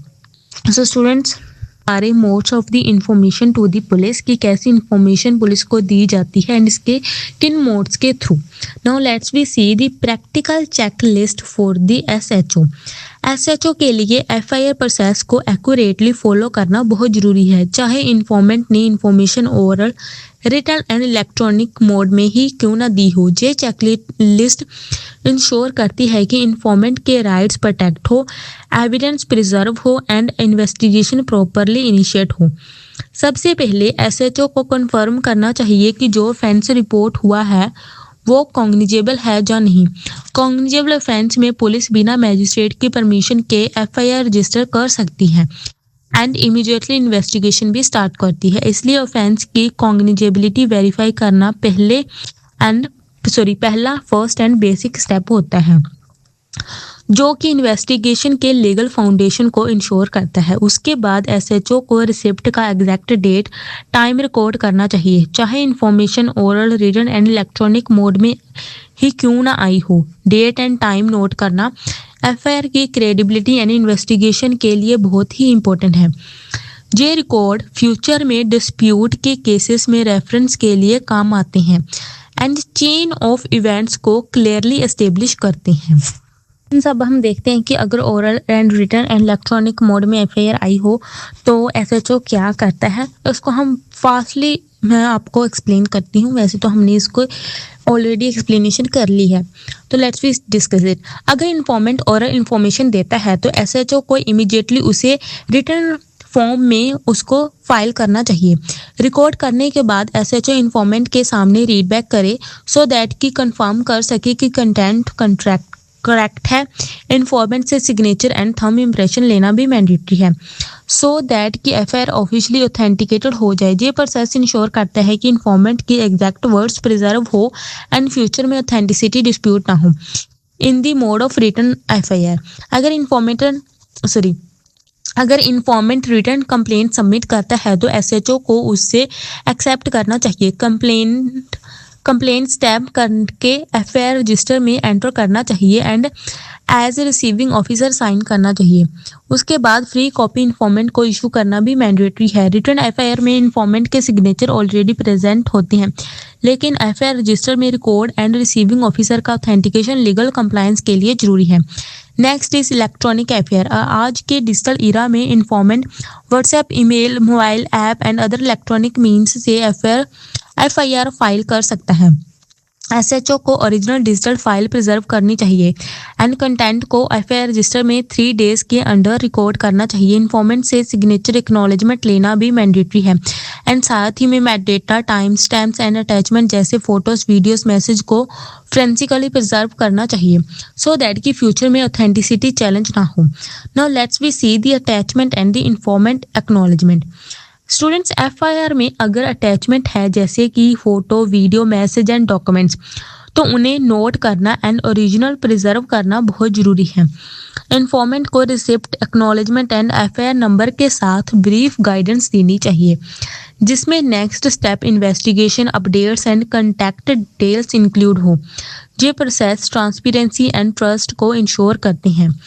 Next is investigation start. FIR register होने के बाद एसएचओ को सेक्शन 177, 190 के अंडर प्रोसीजरल इन्वेस्टिगेशन इनिशिएट करनी होती है। इसमें scene preservation, evidence collection, witness statement and search and seizure include होते हैं। प्रॉपर प्रोसीजर फॉलो करने से investigation legal and evidentiary standards के अकॉर्डिंग कंडक्ट होती है, जो कि लेटर कोर्ट प्रोसीडिंग्स में हेल्पफुल होती है। Now let's we take one example relating to it. Students, इसको अच्छे से समझने के लिए हम एक एग्जांपल लेते हैं कि oral, written and electronic FIR का एक्चुअल इम्प्लीमेंटेशन पुलिस स्टेशन में कैसे होता है। इसके रिगार्डिंग आई थिंक हमने एग्जांपल्स कर लिया। आपकी स्क्रीन पर एग्जांपल्स दिए गए हैं, आप अच्छे से देख लो। आई होप आपको समझ में आ जाएंगे। हम इसकी एक्सप्लेनेशन नहीं करेंगे। तो स्टूडेंट्स, बीएनएसएस ने ट्रेडिशनल एफआईआर प्रोसेस को मॉडर्न डिजिटल प्लेटफॉर्म के साथ इंटीग्रेट करके रिपोर्टिंग को flexible, faster and victim friendly बनाया है। ओरल, रिटन एंड इलेक्ट्रॉनिक, ये तीनों मोड्स का अल्टीमेट पर्पस एक ही है, अर्लीस्ट वर्जन को safe, authentic and legally traceable form में प्रिजर्व करना। इन्वेस्टिगेशन का पूरा स्ट्रक्चर इसी इनिशियल रिपोर्टिंग टेम्पलेट पर डिपेंड करता है। Next, we will discuss our next part of this concept, that is information by the women, children and disabled persons. ये concept आप ध्यान से सुनना, ये भी बहुत इंपॉर्टेंट पार्ट है। स्टूडेंट्स, वल्नरेबल कंप्लेनर्स को एफआईआर लॉन्च करते टाइम कई भी physical, social and emotional challenges face करने पड़ते हैं। इसलिए सेक्शन 173 बीएनएसएस के अंडर वल्नरेबल कंप्लेनेंट्स जैसे कि women, children and disable person के लिए स्पेशल सेफगार्ड प्रोवाइड किए गए हैं, सो दैट कि एफआईआर फाइलिंग प्रोसेस उनके लिए safe, dignified and trauma free हो। इसमें residential FIR, digital FIR and protected timing के प्रोविजंस इंक्लूडेड हैं। एंड इससे अब कंप्लेनेंट्स को physical, social and emotional challenge face किए बिना ही कंप्लेंट लॉन्च करने की फैसिलिटी प्रोवाइड करी गई है। जे विक्टिम सेंटरिंग अप्रोच को प्रमोट करता है एंड आर्टिकल 14, 21 एंड 15 सब क्लोज 3 को कॉन्स्टिट्यूशनल प्रिंसिपल के साथ अलाइन है, जिससे रिपोर्टिंग एंड इन्वेस्टिगेशन का system inclusive, accessible and victim friendly बन जाता है। So let's we start the special provisions one by one in detail. That first is special protection for the women informants. जब हम women victims के perspective से FIR process को समझते हैं तो हमें ये रिकॉग्नाइज करना जरूरी है कि उनके लिए पुलिस स्टेशन फिजिकल विजिट करना कभी कभी स्ट्रेसफुल एंड ट्रॉमेटिक हो सकता है।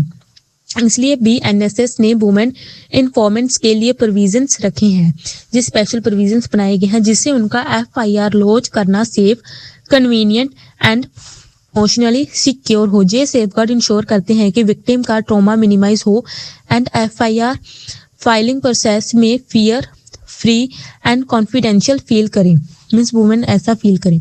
अब हम डिस्कस करेंगे residential and safe location FIR and कैसे ये प्रोविजन वुमेन विक्टिम्स की सेफ्टी एंड डिग्निटी को प्रोटेक्ट करते हैं। That first is FIR from the residence safe location. Women victims के लिए पुलिस स्टेशन फिजिकली विजिट करना मैंडेटरी नहीं है। लॉ कहता है कि एसएचओ विक्टिम के घर या फिर किसी सेफ लोकेशन पे जाकर एफआईआर रिकॉर्ड करे। स्टेटमेंट रिकॉर्ड करते टाइम लेडी पुलिस ऑफिसर की प्रेजेंस होने भी जरूरी है। इसका पर्पज ये है कि विक्टिम का इमोशनल ट्रॉमा कम हो एंड एफआईआर फाइलिंग प्रोसेस में सिक्योर एंड कंफर्टेबल फील करे वो। ये provision social and psychological barriers को रिमूव करते हैं जो कि वुमेन्स विक्टिम को पुलिस स्टेशन विजिट से रोक सकते हैं। एग्जाम्पल, अगर एक वुमेन विक्टिम को स्टॉकिंग का शिकार बनाया गया है तो वो अपने घर से एफआईआर लॉन्च कर सकती है and SHO lady police officer के साथ जाकर एफआईआर रिकॉर्ड करेगा उसके घर या फिर किसी सेफ लोकेशन में। इससे विक्टिम को पुलिस स्टेशन जाने का फियर नहीं होगा। Next is recording through digital means. Her women victim के लिए फिजिकल रिपोर्टिंग अभी भी चैलेंजिंग एंड स्ट्रेसफुल हो सकता है। स्टूडेंट, इसलिए बीएनएसएस ने एफआईआर फाइलिंग में डिजिटल ऑप्शन अलाउ किया है, जिससे कंप्लेंट लॉन्च करना accessible, safe and fear free हो गया है। फर्स्ट के लिए फैसिलिटी दी गई है फिर रजिस्टर करने के लिए कि जो एसएचओ है वो वुमेन ऑफिसर के साथ जाकर उसके घर या सेफ लोकेशन में जाकर एफआईआर फाइल कर सकता है। सेकंड, जो कि हमने ऑलरेडी डिस्कस किया है हमारी लास्ट स्लाइड्स में कि इलेक्ट्रॉनिक मोड्स के थ्रू, डिजिटल मोड्स के थ्रू। स्टूडेंट, सेक्शन 173 के अंडर वुमेन विक्टिम्स अपनी एफआईआर डिजिटल मीडियम के थ्रू लॉन्च कर सकती है, जैसे कि video call, audio call, mobile app, WhatsApp, email and किसी भी सिक्योर इलेक्ट्रॉनिक कम्युनिकेशन। इसका पर्पज ये है कि physical, social and cultural barriers जो कि वुमेन को पुलिस स्टेशन विजिट से रोक सकते हैं, उन्हें रिमूव किया जाए and FIR filing process trauma free and convenient हो। एसएचओ की रिस्पॉन्सिबिलिटी इस प्रोसेस में क्लियरली डिफाइंड है। डिजिटल एफआईआर को रिटन फॉर्म में दर्ज करना, इन्फॉर्मेंट के सामने रीडबैक करना सो दैट की एक्यूरेसी कंफर्म हो, digital and later physical signature obtain करना एंड कंप्लेनेंट को फ्री कॉपी प्रोवाइड करना। ये प्रोसेस इंश्योर करता है कि FIR filing accessible and safe हो एंड इन्वेस्टिगेशन टाइमली स्टार्ट हो सके। Let's we take one example कि अगर एक वुमेन विक्टिम को डोमेस्टिक वायलेंस फेस करना पड़ रहा है तो वो अपनी एफआईआर व्हाट्सएप एंड ईमेल के थ्रू लॉन्च कर सकती है। जैसे कि वुमेन डोमेस्टिक वायलेंस फेस कर रही है कि उसका जो हस्बैंड है उसको घर से बाहर निकलने ही नहीं देता, तो वो पुलिस स्टेशन में जाकर कैसे अपनी कंप्लेंट को फाइल करेगी, उसके बैरियर सामने आते हैं एंड ऐसे बैरियर्स को रोकने के लिए ही, ब्रेक करने के लिए ही ऑनलाइन मोड दिया गया है एंड एसएचओ उस मैसेज को रिटन एफआईआर में कन्वर्ट करता है 3 डेज के अंडर एज पर दी सुटेबल कंडीशन सिचुएशंस वो उस वुमेन के सिग्नेचर लेता है। We see our third point and that is the last, that is the night time protection. Section 173 BNSS explicitly कहता है कि वुमेन इन्फॉर्मेंट को रात के टाइम मतलब sunset to sunrise police station बुलाना इलीगल है जब तक कि उनके साथ लेडी पुलिस ऑफिसर अकम्पनी ना कर रही हो एंड इस सिचुएशन में इमीडिएट डेंजर या फिर किसी ऐसी सिचुएशन में इमीडिएट डेंजर या फिर इमरजेंसी ना हो। इसका पर्पज ये है कि एफआईआर फाइलिंग के दौरान हरासमेंट, इंटिमिडेशन एंड कोरेजन का रिस्क मिनिमाइज हो एंड विक्टिम अपने आप को सेफ एंड सिक्योर फील करे। मतलब वुमेन सिर्फ सनराइज टू सनसेट ही पुलिस में विजिट कर सकती हैं एंड इसके अलावा अगर वुमेन को पुलिस स्टेशन में विजिट करना है तो वो सिर्फ किसी डेंजरस एंड इसी सिचुएशन में ही वो विजिट कर सकती है। In the after sunset to sunrise की जो टाइम पीरियड है उसके बीच में अगर वो भी कोई पुलिस ऑफिसर उसको कंपनी करे तभी ही पॉसिबिलिटी है। स्टूडेंट्स, ये सेफगार्ड उनकी फिजिकल एंड इमोशनल सिक्योरिटी को प्रायोरिटी देता है एंड इंश्योर करता है कि vulnerable victim fear free environment में अपनी कंप्लेंट लॉन्च कर सके, फाइल कर सके। इसके रिगार्डिंग हम एक एग्जांपल लेते हैं कि मान लीजिए अगर एक वुमेन विक्टिम रात में घर पर थ्रेटन फील कर रही है तो एसएचओ बिना लेडी ऑफिसर के उससे पुलिस स्टेशन बुला नहीं सकता। इससे विक्टिम का ट्रॉमा एंड रिस्क दोनों कम हो जाते हैं एंड एफआईआर फाइलिंग का प्रोसेस सिक्योर एंड डिग्निफाई बन जाता है। So students, now next we will see the special safeguards in the case of the children's. हमने वुमेन्स के रिगार्डिंग देखा, अब हम चिल्ड्रंस के रिगार्डिंग देते हैं। मतलब special protection for the children informants. Children complainants के लिए FIR filing process highly sensitive and trauma free होना चाहिए सो दैट कि उनका पार्टिसिपेशन सेफ एंड कॉन्फिडेंट हो। BNSS के प्रोविजंस इंश्योर करते हैं कि माइनर विक्टिम्स के लिए FIR process child friendly and supportive हो। इसमें जे मेजर इंक्लूड होते हैं कि माइनर विक्टिम की एफआईआर पेरेंट, गार्जियन एंड और सपोर्टेड पर्सन की प्रेजेंस में रिकॉर्ड होती है सो दैट कि जो चिल्ड्रन होते हैं वो comfortable and emotionally secure feel करें। पुलिस स्टेशन की बजाय child friendly spaces and digital reporting का ऑप्शन प्रोवाइड किया जाता है जिससे चिल्ड्रंस को इंटिमिडेटिंग इन्वायरमेंट का सामना ना करना पड़े। स्टेटमेंट रिकॉर्ड करते time trained personnels and counselling support provide की जाती हैं जिससे माइनर का ट्रॉमा मिनिमाइज हो एंड वो एफआईआर प्रोसेस में स्ट्रेस फ्री एंड कॉन्फिडेंट रही। Let's be take one example. मान लीजिए कि अगर 12 ईयर का चाइल्ड विटनेस अब्यूज रिपोर्ट करना चाहता है तो वो अपना गार्जियन के साथ एफआईआर लॉन्च करेगा and statement child friendly office में रिकॉर्ड होगी जिससे रिपोर्टिंग का environment safe and non intimidating बन जाता है। Now students, next we will see the special safeguard in the case of the disabled person. मतलब special protection for the disabled. Mental student जो person mentally and physically disable होते हैं means जो complainant disable हैं उनके लिए FIR filing process accessible, supportive and inclusive होना चाहिए। बीएनएसएस इंश्योर करता है कि डिसेबल कंप्लेनेंट्स की communication, consent and comfort properly maintain हो एंड एफआईआर प्रोसेस उनके लिए नॉन स्ट्रेसफुल एंड मैनेजेबल हो। एसएचओ की ये रिस्पॉन्सिबिलिटी होती है कि वो डिसेबल्ड कंप्लेनेंट के लिए कंफर्टेबल रिपोर्टिंग एनवायरनमेंट प्रोवाइड करें। अगर ज़रूरत पड़ती है तो assistant, caretaker and support person की प्रेजेंस भी अलाउड है। स्टूडेंट साथ ही साथ में एफआईआर फाइलिंग के लिए digital, written and oral mode भी एक्सेसिबल बनाए गए हैं। डॉक्यूमेंटेशन प्रोसेस को भी easy to understand and non complex रखा जाता है सो दैट कि कंप्लेनेंट को अननेसेसरी कंफ्यूजन एंड स्ट्रेस ना हो। ये मेजर इंश्योर करते हैं कि disable complainants emotional and physical safety के साथ एफआईआर लॉन्च कर सकें एंड इन्वेस्टिगेशन में उनका पार्टिसिपेशन स्मूथ एंड इफेक्टिव हो। इस अप्रोच से एफआईआर फाइलिंग प्रोसेस उनके लिए इंक्लूसिव, रिस्पेक्टफुल एंड एम्पावरिंग बन जाता है। सो स्टूडेंट्स थे हमारे safeguard provision, special safeguard provisions relating to the vulnerable groups means women, childrens and disable person.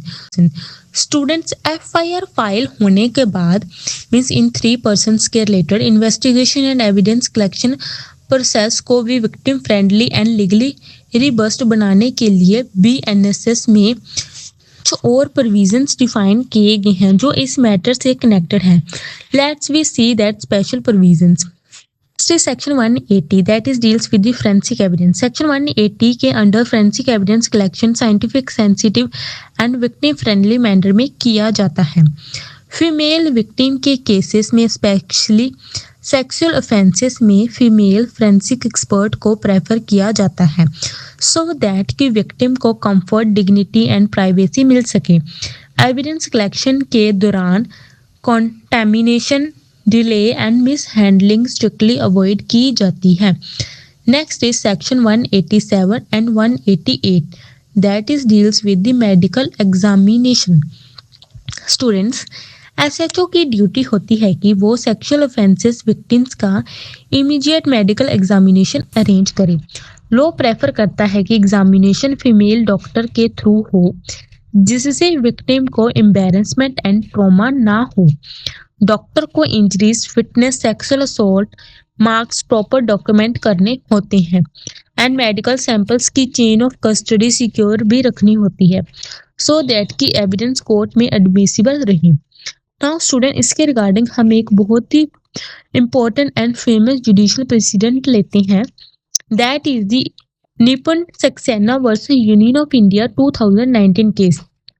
Supreme court ने इस केस में ये एस्टेब्लिश किया कि सेक्सुअल ऑफेंस विक्टिम की प्राइवेसी, डिग्निटी सबसे पहले रखी जाए, उनकी आइडेंटिटी डिस्क्लोज नहीं होनी चाहिए एंड स्टेटमेंट रिकॉर्ड करते टाइम अननेसेसरी एक्सपोजर भी अवॉइड होने चाहिए। बीएनएसएस ने डायरेक्टली इस प्रिंसिपल को इंटीग्रेट किया है। Now let's be take one practical illustrations for more clearly understanding. मान लीजिए कि अगर एक 22 year old women sexually harassed होती है तो वो अपने घर से व्हाट्सएप के थ्रू एफआईआर लॉन्च कर सकती है।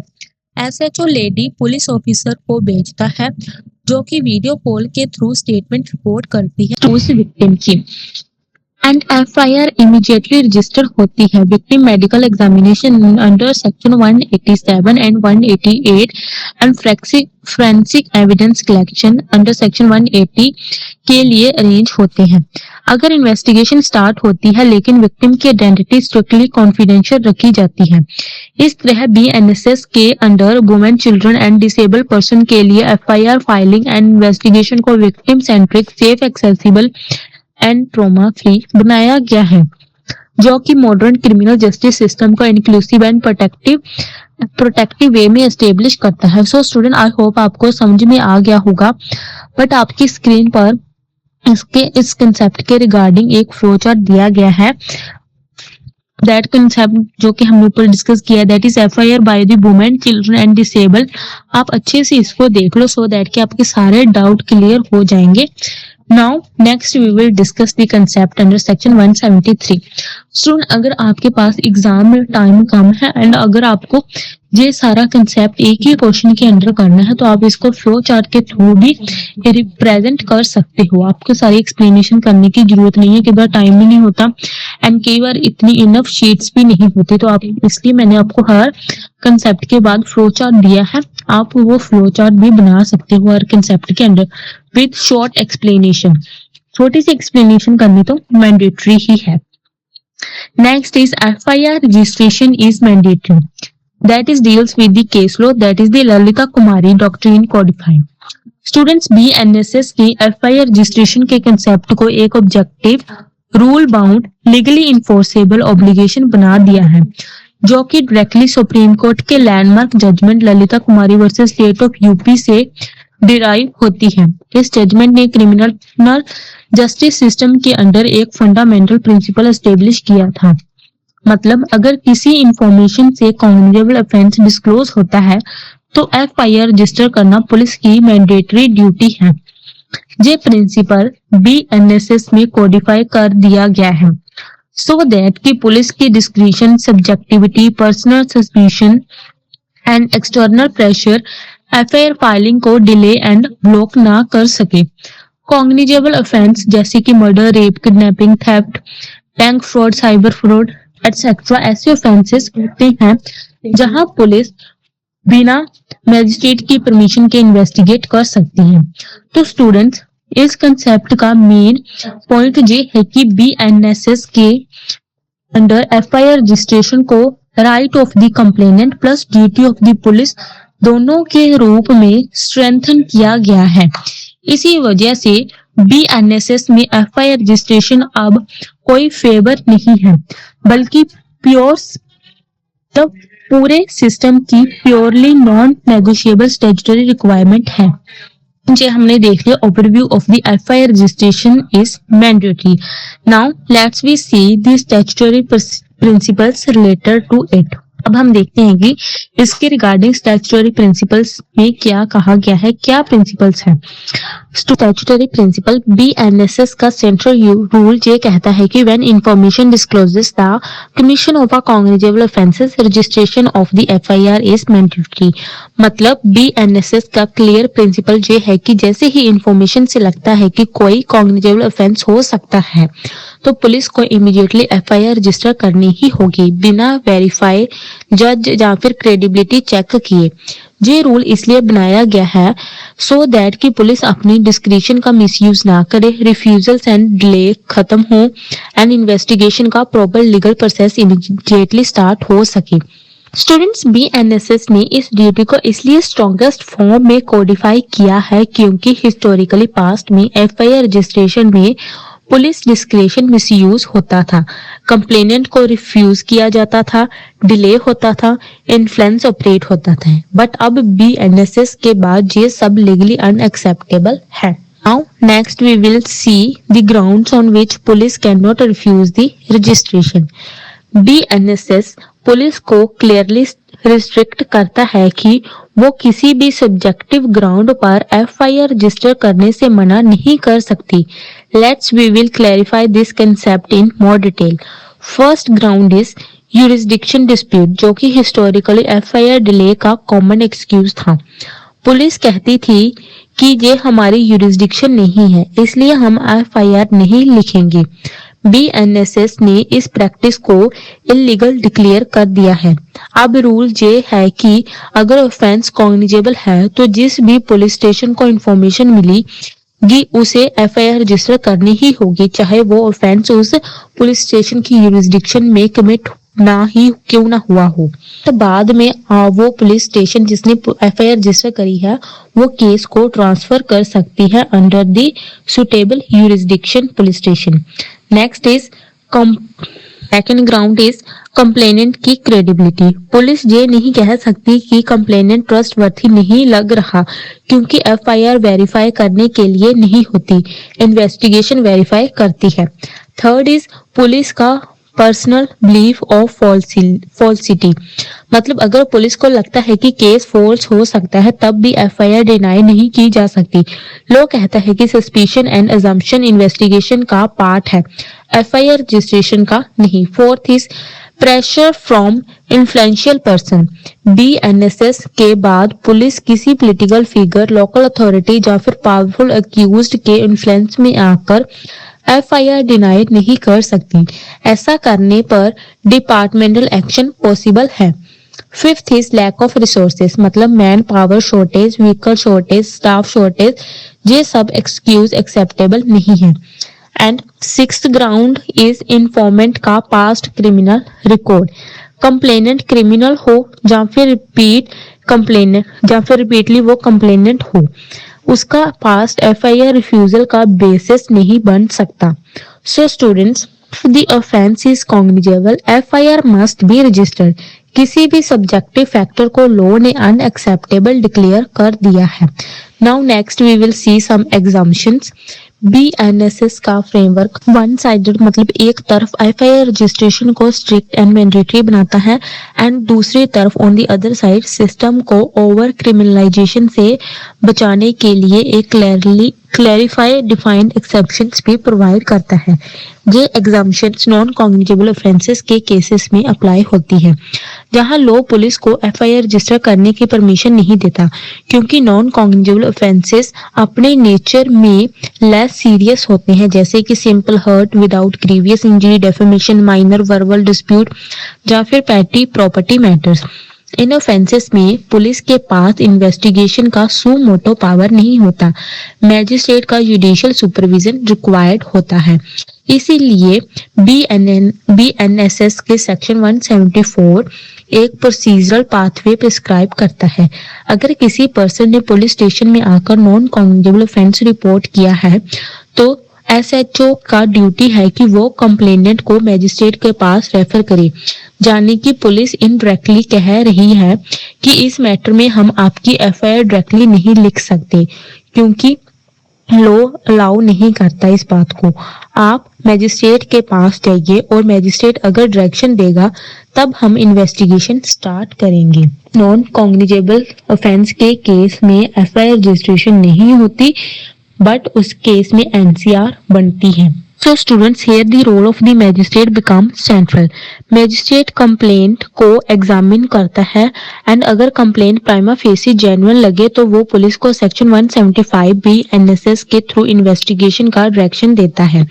ये सेफगार्ड इसलिए रखी गई है सो दैट कि नॉन कॉग्निजेबल मैटर्स का मिसयूज ना हो and police machinery unnecessary criminal cases में ओवरलोड ना हो। So students, mandatory FIR rule का एग्जाम्पशन सिर्फ एक सिचुएशन में अप्लाई होता है जब ऑफेंस नॉन कॉग्निजेबल हो। इसका मतलब ये नहीं कि कंप्लेनेंट का रेमेडी खत्म हो गया, रेमेडी शिफ्ट हो जाती है पुलिस से मैजिस्ट्रेट के पास। दिस डॉक्ट्रिन मतलब दिस जो एग्जाम्पशंस है, this will balance to constitutional values, that is victim का right to legal remedy and accused की protection against unnecessary criminal prosecution. Student, ये थी हमारी exemptions and grounds for the mandatory registration of the FIR. Now let's we see the judicial interpretation. Student, mandatory FIR principle को supreme court ने Lalita Kumari versus state of UP में crystal clear कर दिया है। Court ने कहा है इस केस में कि if the information discloses the commission of a cognizable offences, registration of the FIR is mandatory. ये जजमेंट इसलिए रेवोल्यूशनरी था क्योंकि इसने पुलिस के डिस्क्रिशन को ऑलमोस्ट कंप्लीटली रिमूव कर दिया है।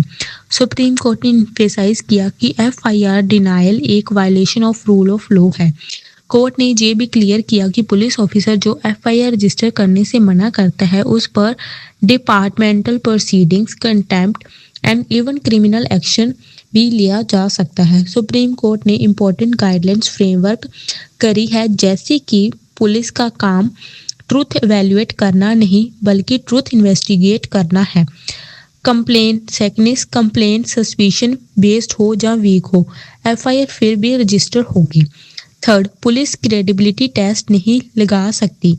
कंप्लेनेंट लायर लग रहा है, मीन्स झूठा भी लग रहा है या फिर इमोशनली लग रहा है, फिर भी एफआईआर पेन डाउन होगी। बीएनएसएस ने इन जुडिशियल प्रिंसिपल को स्टैट्यूटरी स्टेटस देकर परमानेंटली कोडिफाई कर दिया है। अब पुलिस का डिस्क्रिशन लीगली एलिमिनेट हो चुका है। FIR refusal now directly violates written law. Courts ने ये भी क्लैरिफाई किया कि प्रीलिमिनरी इंक्वायरी एक नैरो एग्जाम्पशन है जिसे मिसयूज नहीं किया जा सकता। इंक्वायरी का टाइम फ्रेम स्ट्रिक्टली 14 डेज रखा गया है और इससे मैंडेटरी एफआईआर प्रिंसिपल कॉम्प्रोमाइज नहीं होते। सो स्टूडेंट, सुप्रीम कोर्ट का ऑब्जेक्टिव सिंपल था कि पुलिस गेट कीपिंग को एंड करना एंड एफआईआर रजिस्ट्रेशन को सिटीजन्स राइट बनाना। बीएनएसएस ने इस ऑब्जेक्टिव को पूरे लेजिस्लेटिव फोर्स के साथ इम्प्लीमेंट कर दिया है। And here on your screen one illustration, आप अच्छे से देख लो, हम इसको डिस्कस नहीं करेंगे, हमारा लेक्चर ऑलरेडी बहुत ही लेंथी हो गया है। So students, it's okay student, हम जल्दी जल्दी में कर लेते हैं, छोड़ेंगे नहीं तो आपको कंफ्यूजन ना हो जाए इस इलस्ट्रेशन को। देखिए बच्चों, मान लीजिए कि एक कंप्लेनेंट है जिसे बैंक फ्रॉड का केस फेस हुआ। अब कंप्लेनेंट पुलिस को इन्फॉर्मेशन देता है, चाहे फ़ोन से, चाहे व्हाट्सएप मैसेज से, चाहे सीधा पुलिस स्टेशन जाकर। जहाँ सबसे इम्पोर्टेंट बात क्या है, ये है कि जैसे ही इन्फॉर्मेशन एसएचओ तक पहुँचेगी और वो कॉग्निजेबल ऑफेंस को डिस्क्लोज करती है, अगर वो इन्फॉर्मेशन, एसएचओ उसको डिस्टिंग्विश करेगा। तो एसएचओ एफआईआर को रिफ्यूज नहीं कर सकता। अब एसएचओ चाहे कितने ही बहाने बनाए, बट कंप्लेनेंट मतलब कि जो एसएचओ वो कितने भी बहाने बनाए, रीजंस दे कि कंप्लेनेंट न्यू है, पहली बार आया है, एक्यूज है जिसके खिलाफ कंप्लेंट कर रहा है, वो बहुत ही इन्फ्लुएंशियल आदमी है, like political leaders etcetera, police station में स्टाफ कम है, वर्कलोड ज़्यादा है, कोई भी एक्सक्यूज ऐसी एक्सेप्टेबल नहीं होगी। लॉ का सीधा रूल है, कॉग्निजेबल ऑफेंस अगर है तो उसमें एफआईआर रजिस्ट्रेशन मस्ट है, इमीडिएटली रजिस्ट्रेशन होगा। इसका मतलब है कि कंप्लेंट मिली, एफआईआर बनी एंड इन्वेस्टिगेशन स्टार्ट। हम इसके रिगार्डिंग फ्लो ऑफ एक्शन देखते हैं कि इसका क्या स्टेप वाइज है। वैसे तो आई नो आपको समझ में आ ही चुका होगा, फिर भी हम एक बार और रिपीट कर लेते हैं, आपकी ही रिवीजन होगी। स्टेप 1, कंप्लेनेंट इंफॉर्मेशन देता है, चाहे ओरल हो, रिटन हो, इलेक्ट्रॉनिक हो, कोई फर्क नहीं पड़ता। इंफॉर्मेशन सिर्फ इतनी होनी चाहिए कि एक कॉग्निजेबल ऑफेंस का उससे सिग्नल मिल रहा है। स्टेप 2, पुलिस जाने की इंफॉर्मेशन मिलते ही पुलिस बस एक चीज चेक करेगी कि क्या ये कॉग्निजेबल ऑफेंस से रिलेटेड है या नहीं। पुलिस क्रेडिबिलिटी जज नहीं करेगी, कंप्लेनेंट की इंटेंशन नहीं देखेगी, एविडेंस नहीं मांगेगी, सिर्फ प्राइमा फेसी देखना है कि क्या कॉग्निजेबल ऑफेंस लग रहा है इसमें या नहीं। स्टेप 3, अगर कॉग्निजेबल ऑफेंस है तो एफआईआर इमीडिएटली रजिस्टर करनी होगी। एसएचओ के पास कोई डिस्क्रिशन नहीं है, ये स्टैट्यूटरी ड्यूटी होती है। स्टेप 4, एफआईआर रजिस्टर होते ही इन्वेस्टिगेशन इमीडिएटली स्टार्ट होती है, मतलब पुलिस सीन विजिट करेगी, स्टेटमेंट लेगी, एविडेंस सिक्योर करेगी एंड प्रोसेस आगे उसको बढ़ाएगी। एफआईआर इन्वेस्टिगेशन को प्रोसेस हो उसको आगे एक्सटेंड करेगी। So students, now let's we see the importance and purpose of this concept. First is ensure timely justice. देखिए, जब एफआईआर इमीडिएटली रजिस्टर होती है तो कंप्लेनेंट को डिले का सामना नहीं करना पड़ता, इन्वेस्टिगेशन जल्दी शुरू होती है, एविडेंस फ्रेशर होता है एंड जस्टिस का प्रोसेस स्मूथ होता है। Second is reduce arbitrariness. ये रूल पुलिस की डिस्क्रिशनरी पावर को लिमिट करता है। पहले पुलिस अक्सर ही नहीं एफआईआर रजिस्टर करेंगे कहकर पब्लिक को इग्नोर करती थी। मैंडेटरी रजिस्ट्रेशन के बाद पुलिस अपने पर्सनल बायसनेस, फेवरेटिज्म, प्रेशर से ऊपर उठकर लॉ फॉलो करती है। Third is strengthen legal accountability. SHO के ऊपर एक लीगल रिस्पॉन्सिबिलिटी आ जाती है कि अब वो एफआईआर रजिस्टर ना करे तो कंप्लेनेंट बाद एसएचओ की जो ऊपर की अथॉरिटी है जहाँ मजिस्ट्रेट के पास जा सकता है।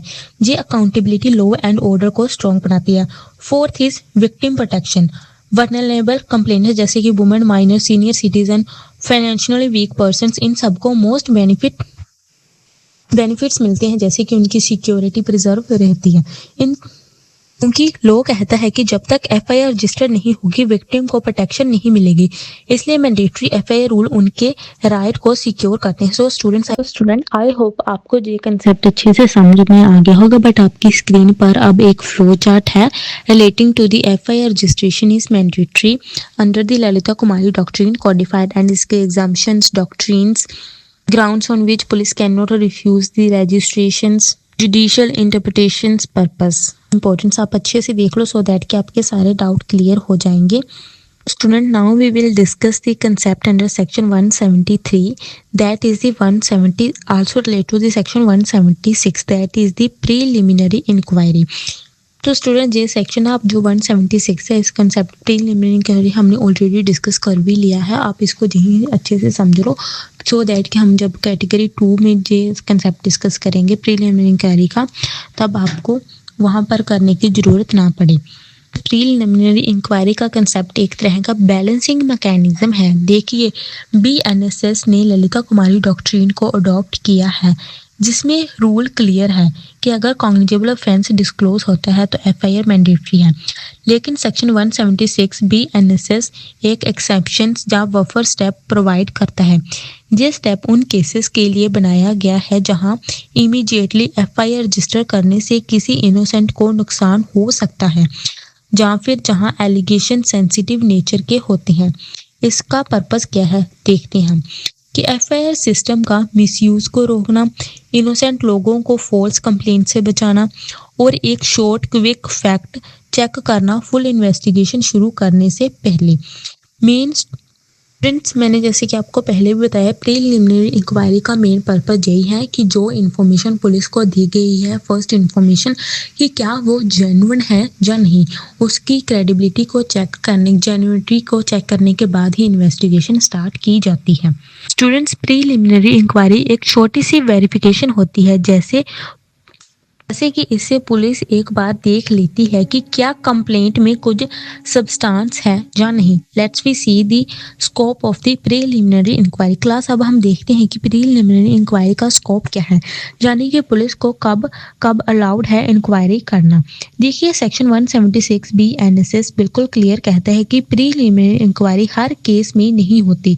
ये सिर्फ उन मैटर्स में होती है जो कि सेंसिटिव कॉम्प्लेक्स या हाई इम्पैक्ट हो सकते हैं. अब हम इन सारी कैटेगरीज को एक एक करके समझते हैं. दैट फॉर सबसे पहली कैटेगरी है मैट्रिमोनियल डिस्प्यूट जैसे कि डोमेस्टिक वायलेंस की complaints, dowry harassment allegations, divorce के टाइम पर क्रिमिनल एलिगेशंस, हस्बैंड वाइफ के बीच हीटर डिस्प्यूट्स. ये जो सारे केसेस है सिचुएशंस है ना इन केसेस में इमोशंस काफ़ी हाई होते हैं. एलिगेशंस कई बार इम्पल्सिव्स होती हैं एंड फैक्ट्स मिक्स हो जाते हैं. इसलिए पुलिस पहले थोड़ा सा वेरीफाई करती है कि क्या कंप्लेंट में सब्सटेंस है या नहीं. ये वेरिफिकेशन प्रीलिमिनरी इंक्वायरी की फॉर्म में होती है. दूसरी कैटेगरी है कमर्शियल एंड बिजनेस डिस्प्यूट. आपने देखा होगा कि बिजनेस के केसेस में कई बार सिविल डिस्प्यूट को क्रिमिनल फ्रॉड दिखा दिया जाता है. For example payment dispute, contract breach, partnership disagreement.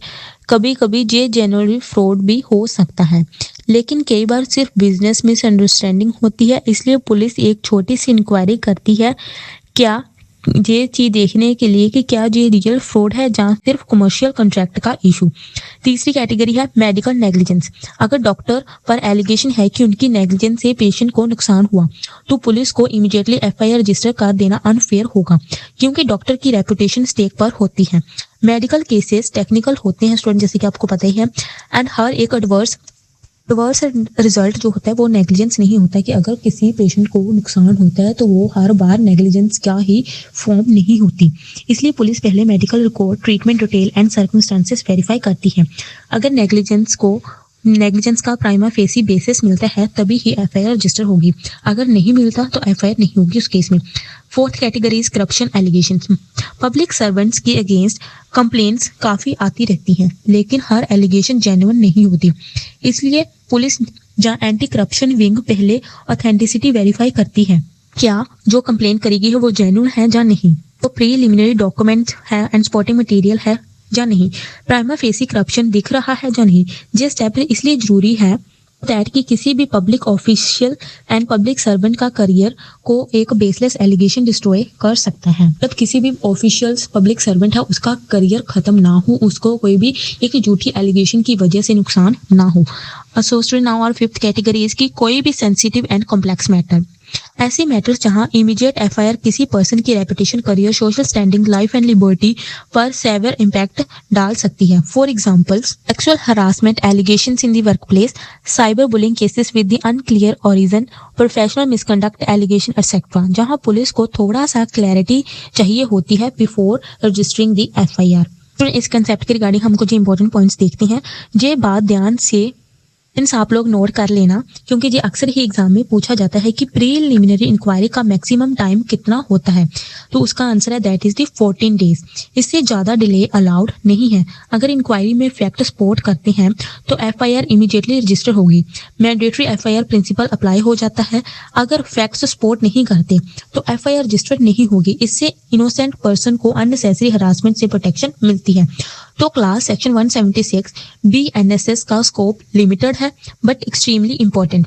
ये एक फिल्टर सिस्टम की तरह काम करता है। जेन्युइन केसेस को एफआईआर तक ले जाता है एंड जो force, impulsive and malicious complaints होती है उनको रोक देता है। So student, now let's we see the relation of the preliminary inquiry with the FIR.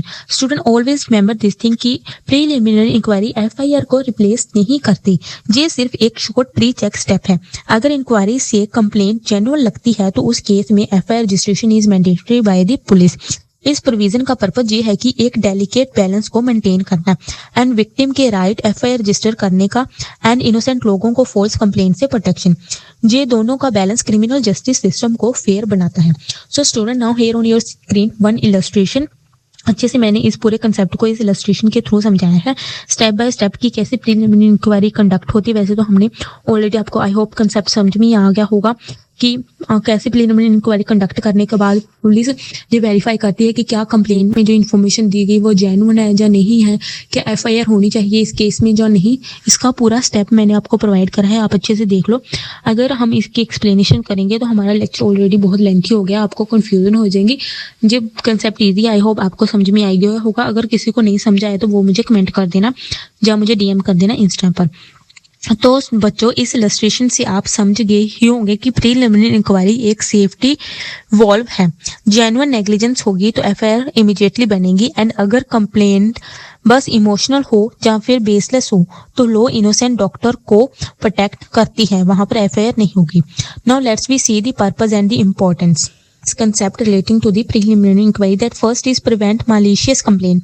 Family dispute, business dispute, medical cases में फॉल्स कंप्लेंट्स कॉमन होते हैं एंड प्रीलिमिनरी इंक्वायरी का सिस्टम उनको फिल्टर करता है।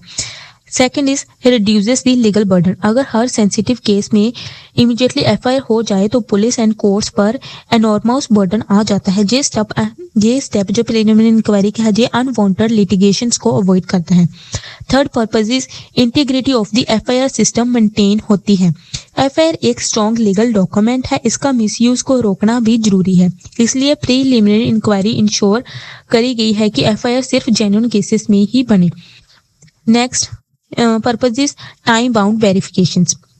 स्टूडेंट, ये जो प्रीलिमिनरी इंक्वायरी का टाइम है, इसका लिमिटेड टाइम है, वो है मैक्सिमम 14 डेज का to avoid the excuse of the delay. Student, justice delay is equal to the justice denied. NSS ने इसी प्रिंसिपल को प्रोटेक्ट किया है। सो स्टूडेंट, आई होप आपको समझ में आ ही गया होगा, बट आपकी स्क्रीन पर मैंने एक फ्लो चार्ट में समरी एंड एक्सप्लेनेशन दी है इस पूरे कंसेप्ट की, तो आप अच्छे से देख लो, आपके जो भी डाउट है वो क्लियर हो जाएंगे। स्टूडेंट, सेक्शन 176 प्रीलिमिनरी इंक्वायरी का पर्पस क्लियर है। Neither police should blindly register FIR nor should genuine complaints be ignore. Preliminary inquiry एक साइंटिफिक बैलेंस स्टेप है जो कि क्रिमिनल जस्टिस सिस्टम को फेयर, ट्रांसपेरेंट एंड एफिशिएंट बनाता है। Now next we will discuss important practical situation that is deals with the counter claims and cross cases में FIR कैसे registered होती है एंड बीएनएसएस इस बारे में क्या मैंडेट करता है। देखिए स्टूडेंट्स, ग्राउंड रियलिटी में ऐसा बहुत होता है कि एक ही इंसिडेंट में दोनों पार्टी एक दूसरे के अगेंस्ट एलिगेशन लगाती हैं। Let's we take one examples. And dispute में लड़ाई होगी, पार्टी ए ने कहा पार्टी बी ने असॉल्ट किया एंड पार्टी बी ने कहा कि पार्टी ए ने उन पर अटैक किया। अब पहले पुलिस की टेंडेंसी होती थी कि एक एफआईआर रजिस्टर कर ले एंड दूसरे को साइड में रख दे, लेकिन बीएनएसएस का क्लियर प्रिंसिपल है कि अगर इंसिडेंट एक ही ट्रांजैक्शन से अराइज होता है एंड दोनों पार्टीज एफआईआर फाइल करते हैं तो पुलिस को दोनों एफआईआर रजिस्टर करनी ही होती है। ये एक फेयरनेस मैकेनिज्म है जिसमें किसी एक पार्टी को natural advantages and preferential treatment ना मिल जाए। जुडिशरी ने भी इस पॉइंट को बार बार एम्फेसाइज किया है। That is in the case of नथी लाल वर्सेस स्टेट ऑफ यूपी के लैंडमार्क जजमेंट में सुप्रीम कोर्ट ने क्लैरिफाई किया है कि दोनों एफआईआर मेंटेनेबल होती हैं एंड पुलिस को इम्पार्शियल इन्वेस्टिगेशन इंश्योर करनी होती है। कोर्ट ने ये भी कहा कि इन्वेस्टिगेशन जॉइंटली हो सकती है, मतलब पुलिस सेम फैक्ट्स को एक ही साथ एग्जामिन कर सकती है, सम विटनेस से स्टेटमेंट ले सकती है, सेम साइट विजिट कर सकती है, लेकिन चार्जशीट अलग अलग होगी क्योंकि हर एफआईआर एक इंडिपेंडेंट नरेटिव रिप्रेजेंट करती है एंड दोनों का जुडिशियल ट्रीटमेंट सेपरेटली होना चाहिए। टेक वन एग्जाम्पल, मान लीजिए कि ए एंड बी का लैंड डिस्प्यूट से लेकर झगड़ा चल रहा है। ए पुलिस स्टेशन जाकर एफआईआर कर देती है कि बी ने उस पर अटैक किया। कुछ देर बाद बी आकर एफआईआर कर देता है कि ए ने उस पर असोल्ट किया। अब बीएनएसएस के अंडर एसएचओ जे नहीं कह सकता कि पहले से केस रजिस्टर है, तुम्हारी एफआईआर नहीं होगी, मतलब बी को वो ऐसा नहीं कह सकता। एसएचओ को दोनों पार्टीज की एफआईआर रजिस्टर करनी होगी, फिर पुलिस जॉइंट इन्वेस्टिगेशन करेगी एंड में दो अलग अलग चार्जशीट ट्रायल कोर्ट के सामने फाइल करेगी। ये पूरा प्रोसेस जस्टिस सिस्टम में बैलेंस, ट्रांसपेरेंसी एंड न्यूट्रलिटी की गारंटी देता है। सो स्टूडेंट, ये कंसेप्ट ये कहता है कि जब भी किसी एक ही इंसिडेंट के लिए दोनों पार्टी एक दूसरे के अगेंस्ट एफआईआर फाइल करती है तो बीएनएसएस का रूल बहुत क्लियर है, पुलिस को दोनों एफआईआर रजिस्टर करनी ही पड़ती है। इससे इन्वेस्टिगेशन में फेयरनेस एंड न्यूट्रलिटी मेंटेन रहती है। पुलिस चाहे तो दोनों केसेस की इंक्वायरी एक साथ एफिशिएंटली कर सकती है, पर चार्जशीट हमेशा अलग अलग ही फाइल होंगी क्योंकि लो हर क्लेम को इंडिपेंडेंट केस की तरह ट्रीट करता है। ये practice impartiality, transparency and natural justice को प्रोटेक्ट करती है। सो स्टूडेंट्स, आई होप ये कंसेप्ट आपको समझ में आ गया होगा। आपकी स्क्रीन पर एक फ्लो चार्ट है इस पूरे कंसेप्ट का, आप अच्छे से देख लो। अगर किसी को डाउट है तो वो मुझे कमेंट कर देना। Now next we will discuss the concept under section 173 is the FIR can not be cryptic and vague. अब हम नेक्स्ट कंसेप्ट डिस्कस करेंगे जो कि है एफआईआर वेग नहीं हो सकती, मतलब एफआईआर में कुछ मिनिमम फैक्चुअल इंग्रेडिएंट होने जरूरी है। क्लास एफआईआर एक ट्रायल डॉक्यूमेंट नहीं होता, ना ही डिटेल प्लीडिंग होती है। एफआईआर का प्राइमरी पर्पस होता है जैसे कि पुलिस इन्वेस्टिगेशन को ट्रिगर करना। तो स्टूडेंट, इसीलिए एफआईआर में एसेंशियल फैक्ट्स को मेंशन करना जरूरी है सो दैट कि पुलिस को पता चल सके कि क्या हुआ, कब हुआ एंड कहाँ हुआ। पर इसका मतलब ये नहीं कि एफआईआर में हर छोटी डिटेल हो, जैसे कि हर विटनेस का नाम, हर बात का exact dialogue and 100 pages story form. बस कुछ बेसिक्स पॉइंट मैंडेटरी होते हैं, जैसे कि डेट एंड टाइम, इंसिडेंट कब हुआ ये बताना जरूरी है सो दैट कि पुलिस टाइमलाइन डिटर्मिन कर सके।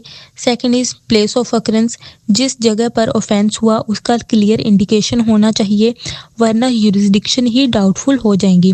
Next is nature of offences, मतलब किस टाइप का ऑफेंस हुआ, असोल्ट है या थेफ्ट है एक्सेट्रा, रॉन्गफुल रिस्ट्रेन है, ये क्लासिफिकेशन मस्ट है।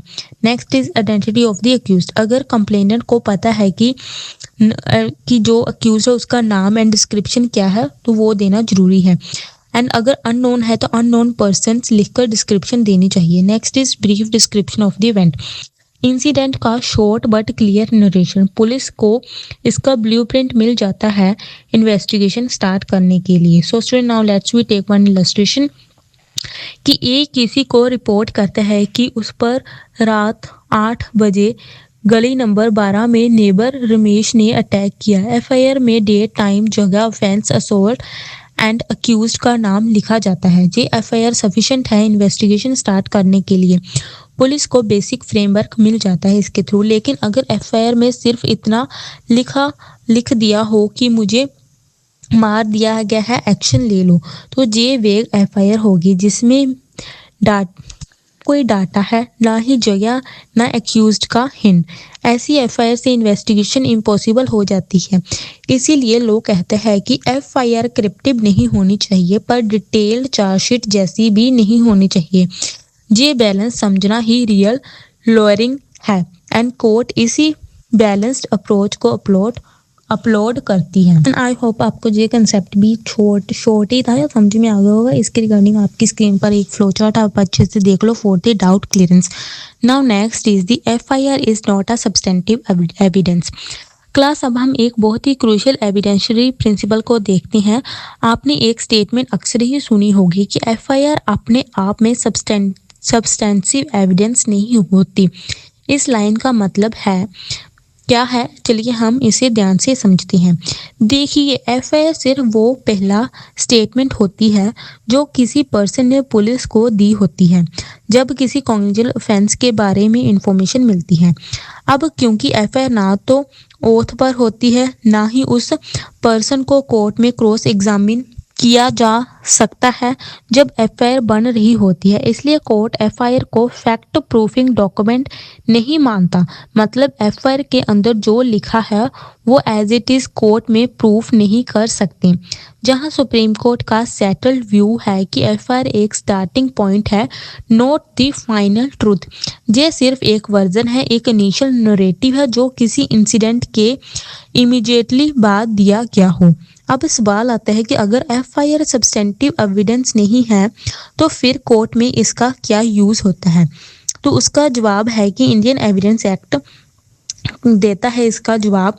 एविडेंस एक्ट के सेक्शन 157 के अकॉर्डिंग हम एफआईआर का यूज कोरैबोरेशन के लिए कर सकते हैं। मतलब अगर इन्फॉर्मेंट कोर्ट में जवाब दे रहा है तो एफआईआर में लिखे फैक्ट उसकी क्रेडिबिलिटी को स्ट्रॉन्ग कर सकते हैं। इस तरह section 145 of the evidence act कहता है कि एफआईआर का यूज कंट्राडिक्शन के लिए भी होता है। अगर विटनेस कोर्ट में कुछ और बोल रहा है एंड एफआईआर में कुछ और उसने इन्फॉर्मेशन दी है तो एफआईआर से उसकी बात को चैलेंज किया जा सकता है। स्टूडेंट्स, आप ये लैंडमार्क केस याद रखिए जो कि है हमने स्टार्टिंग में डिस्कस किया है इस कंसेप्ट के इंट्रोडक्शन में ही, that is Hasi versus state of Bihar. इस केस में सुप्रीम कोर्ट ने ये बिल्कुल क्लियरली होल्ड किया था कि एफआईआर सब्सटेंटिव एविडेंस नहीं होती। कोर्ट सिर्फ दो काम के लिए इसे देख सकता है, मतलब इसको यूज कर सकता है। दैट फर्स्ट इज इन्फॉर्मेंट की बात को कोरोबरेटिव करने के लिए एंड सेकेंड इज जहाँ उससे कंट्राडिक्ट करने के लिए। बस इससे ज्यादा काम एफआईआर का नहीं है। Now next concept is delay in filing the FIR. Student, ये concept ना मोस्टली जुडिशरी एग्जाम में बार बार पूछा जाता है कि क्या FIR में डिले केस को खत्म कर देता है? तो इसका आंसर है बिल्कुल नहीं। Let's we understand this it in detail. इसके रिगार्डिंग जनरल रूल ये कहता है कि delay in FIR is not a fatal. Court पहले ये देखेगा कि डिले रीजनेबल था या नहीं। ये एक प्रैक्टिकल अप्रोच है क्योंकि हर सिचुएशन में इमीडिएटली एफआईआर करना पॉसिबल नहीं होता। कुछ एक्सेप्टेड ग्राउंड है जिनके कोर्ट बार बार रिकॉग्नाइज करता है। That first is victim traumatised थी।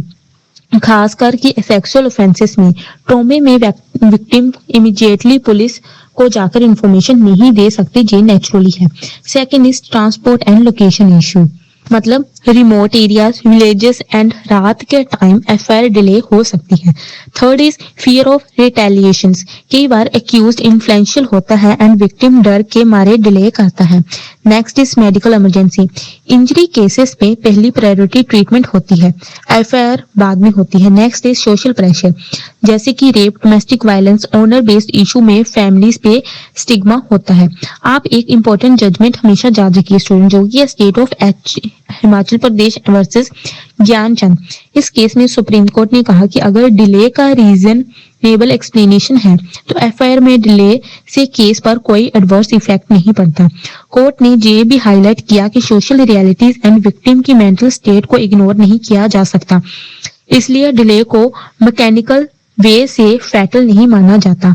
ये एक कंटेक्स्ट मैटर है। नाउ इन शॉर्ट कि एफआईआर फाइलिंग करने में डिले अगर किसी रीजनेबल वजह से है तो वो को पूरी तरह से खत्म नहीं करता, वो रीजनेबल कोर्स एक्सेप्टेबल होगा। Next, we will discuss that is the zero FIR that or are recognized under BNSS. Student, zero FIR एक modern and victim friendly mechanism माना जाता है। ये पॉलिसिंग का रेफॉर्मेटिव टूल है। ध्यान से समझिए, जीरो FIR का बेसिक कंसेप्ट ये है कि आप किसी भी पुलिस स्टेशन में FIR रजिस्टर करवा सकते हैं, चाहे ऑफेंस किसी और जुरिस्डिक्शन में क्यों ही ना हुआ हो।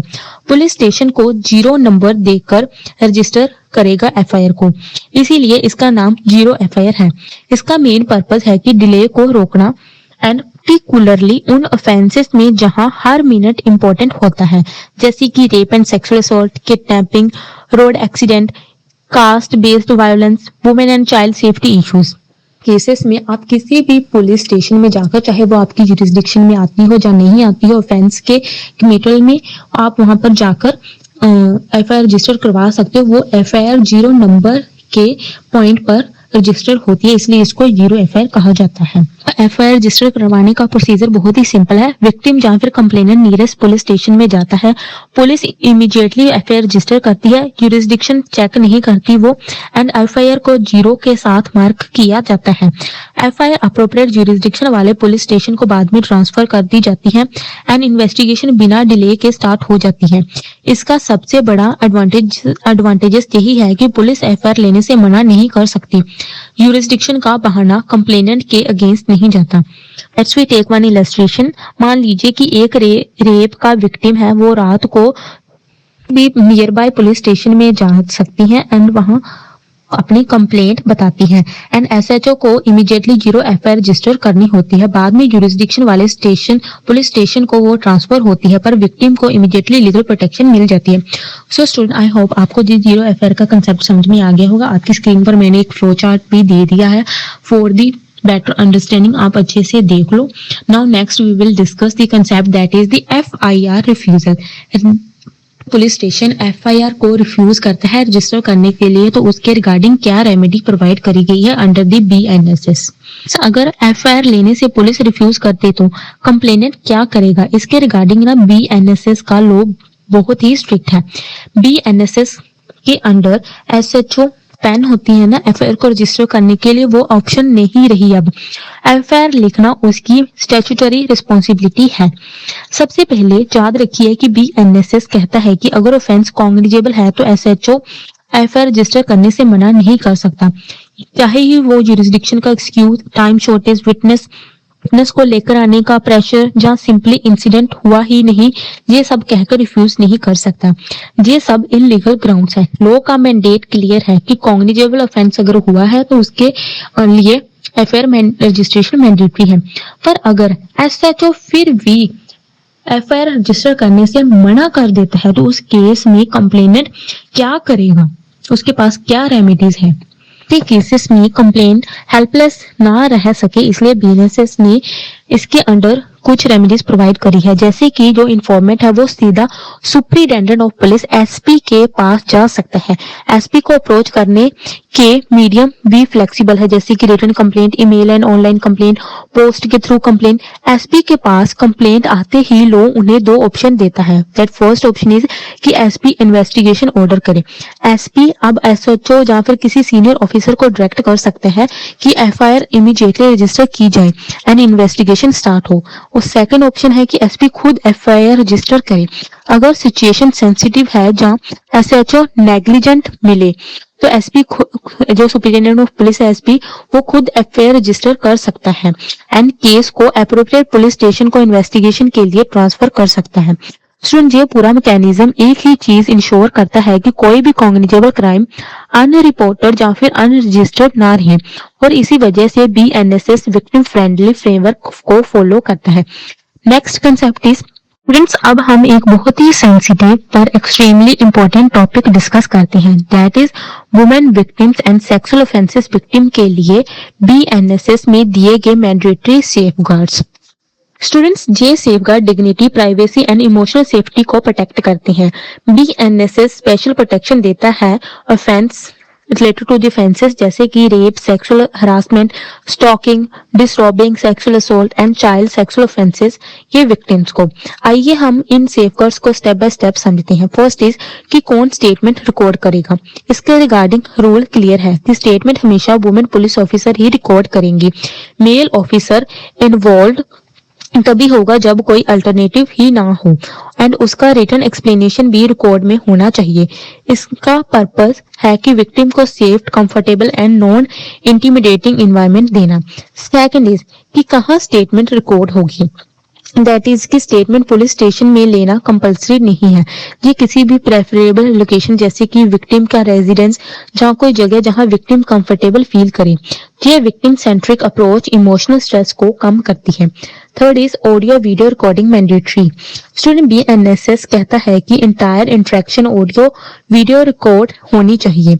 इसके बेनिफिट ये है कि ensures the voluntariness, protect victim from the police pressure, trial में क्रेडिबिलिटी इनहेंस होती है एंड डिफेंस के कोरेजन एलिगेशंस अवॉइड होती हैं।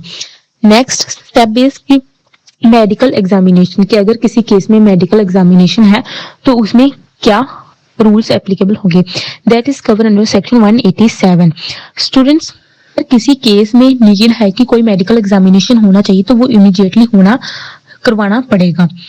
उसको एक रजिस्टर्ड मेडिकल प्रैक्टिशनर कंडक्ट करेगा एंड वो भी विक्टिम की कंसेंट के साथ। एंड इसकी एक प्रॉपर मेडिको लीगल रिपोर्ट तैयार होती है। इसका पर्पस सिंपल है कि एविडेंस कलेक्ट करना, इंजरीज असेस करना एंड विक्टिम की फिजिकल सेफ्टी को सिक्योर करना। ये सारे सेफगार्ड मिलकर इंश्योर करते हैं कि सेक्सुअल ऑफेंस में विक्टिम की डिग्निटी अनटच्ड रहे and investigation scientific, fair and sensitive हो। Now next our topic is FIR in the cognizable offences, immediate police power। Class, अब हम समझते हैं कि जैसे ही FIR रजिस्टर होती है पुलिस के पास कौन कौन सी इमीडिएट पावर ऑटोमेटिक एक्टिवेट हो जाती हैं, जो कि पुलिसिंग का ऑपरेशनल बैकबोन बनती है। FIR के इमीडिएटली बाद पुलिस बिना मजिस्ट्रेट की परमिशन के arrest, search, seize, witness examination and evidence collection जैसे कि क्रिटिकल एक्शन कर सकती है। लेकिन अरेस्ट आज के टाइम में Avnish Kumar guidelines and necessity professionality principle के अंडर ही की जाती है। मतलब अरेस्ट सिर्फ तभी वैलिड है जब वो reasonable, justified and non arbitrary हो। पुलिस अर्जेंट सिचुएशंस में बिना वारंट प्रीमिसेस एंटर कर सकती है, electronic gadgets and weapon seize कर सकती है एंड क्राइम सीन इंस्पेक्ट कर सकती है।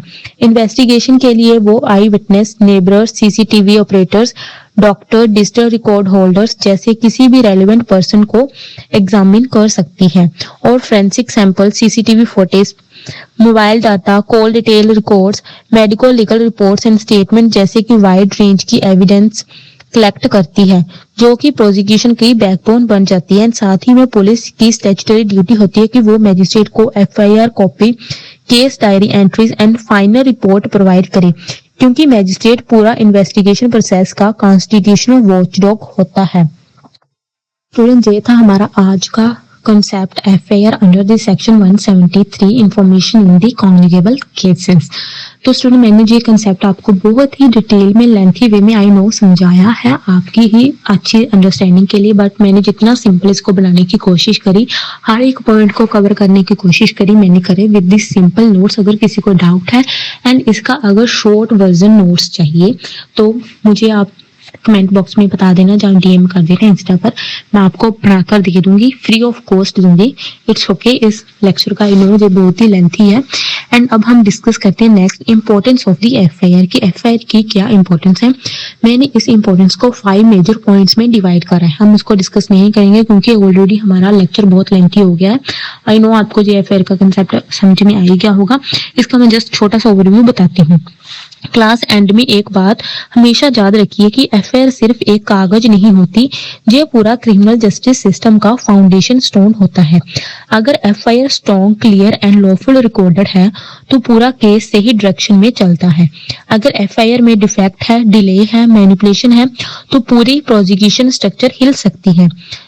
जैसे कि मैंने आपको बताया कि मैंने एफआईआर की इंपॉर्टेंस को 5 मेजर एंगल्स में पॉइंट्स में डिवाइड करा है, that is legal, procedural, evidentiary, constitutional and practical functioning. आप इसको अच्छे से देख लो, आपको समझ में आ ही जाएगा। अगर किसी को डाउट होगा तो वो मुझे कमेंट कर देना। तो नाउ स्टूडेंट्स, अब मैंने आपकी स्क्रीन पर एक टेबल प्रोवाइड करा है जो चेंजेस ओवल सीआरपीसी में relating to the concept FIR करी गई है under the new law BNSS. उसका एक टेबल प्रोवाइड करा है कि क्या क्या चेंजेस हुए हैं relating to the concept FIR. आप अच्छे से देख लो, हम इसकी भी एक्सप्लेनेशन सॉरी नहीं करेंगे। अगर किसी को एक्सप्लेनेशन चाहिए या डाउट क्लियरेंस चाहिए तो वो मुझे मैसेज कर देना, I will reply you definitely. Now let's we conclude our this topic. वैसे ही बहुत ज्यादा लेंथी हो गया है, मैंने आज तक इतना लेंथी टॉपिक बनाया नहीं है, बट इसके कंसेप्ट ही बहुत थे, मुझे लगा अच्छे से समझ में आ जाए तो मुझे करना पड़ा। So student, in conclusion, FIR के मैं आपको एक सिंपल सी बात बताती हूँ कि एफआईआर के बिना क्रिमिनल जस्टिस सिस्टम फंक्शनल ही नहीं हो सकता। It is the heart, spine and starting engine of the entire prosecution machinery. बस हम इसकी कंक्लूजन भी इतनी ही करेंगे। स्टूडेंट्स, आपसे रिक्वेस्ट थी, प्लीज़ मेरे चैनल को सब्सक्राइब कर लेना for the more legal lectures with simple explanations and easy notes. Thank you so much.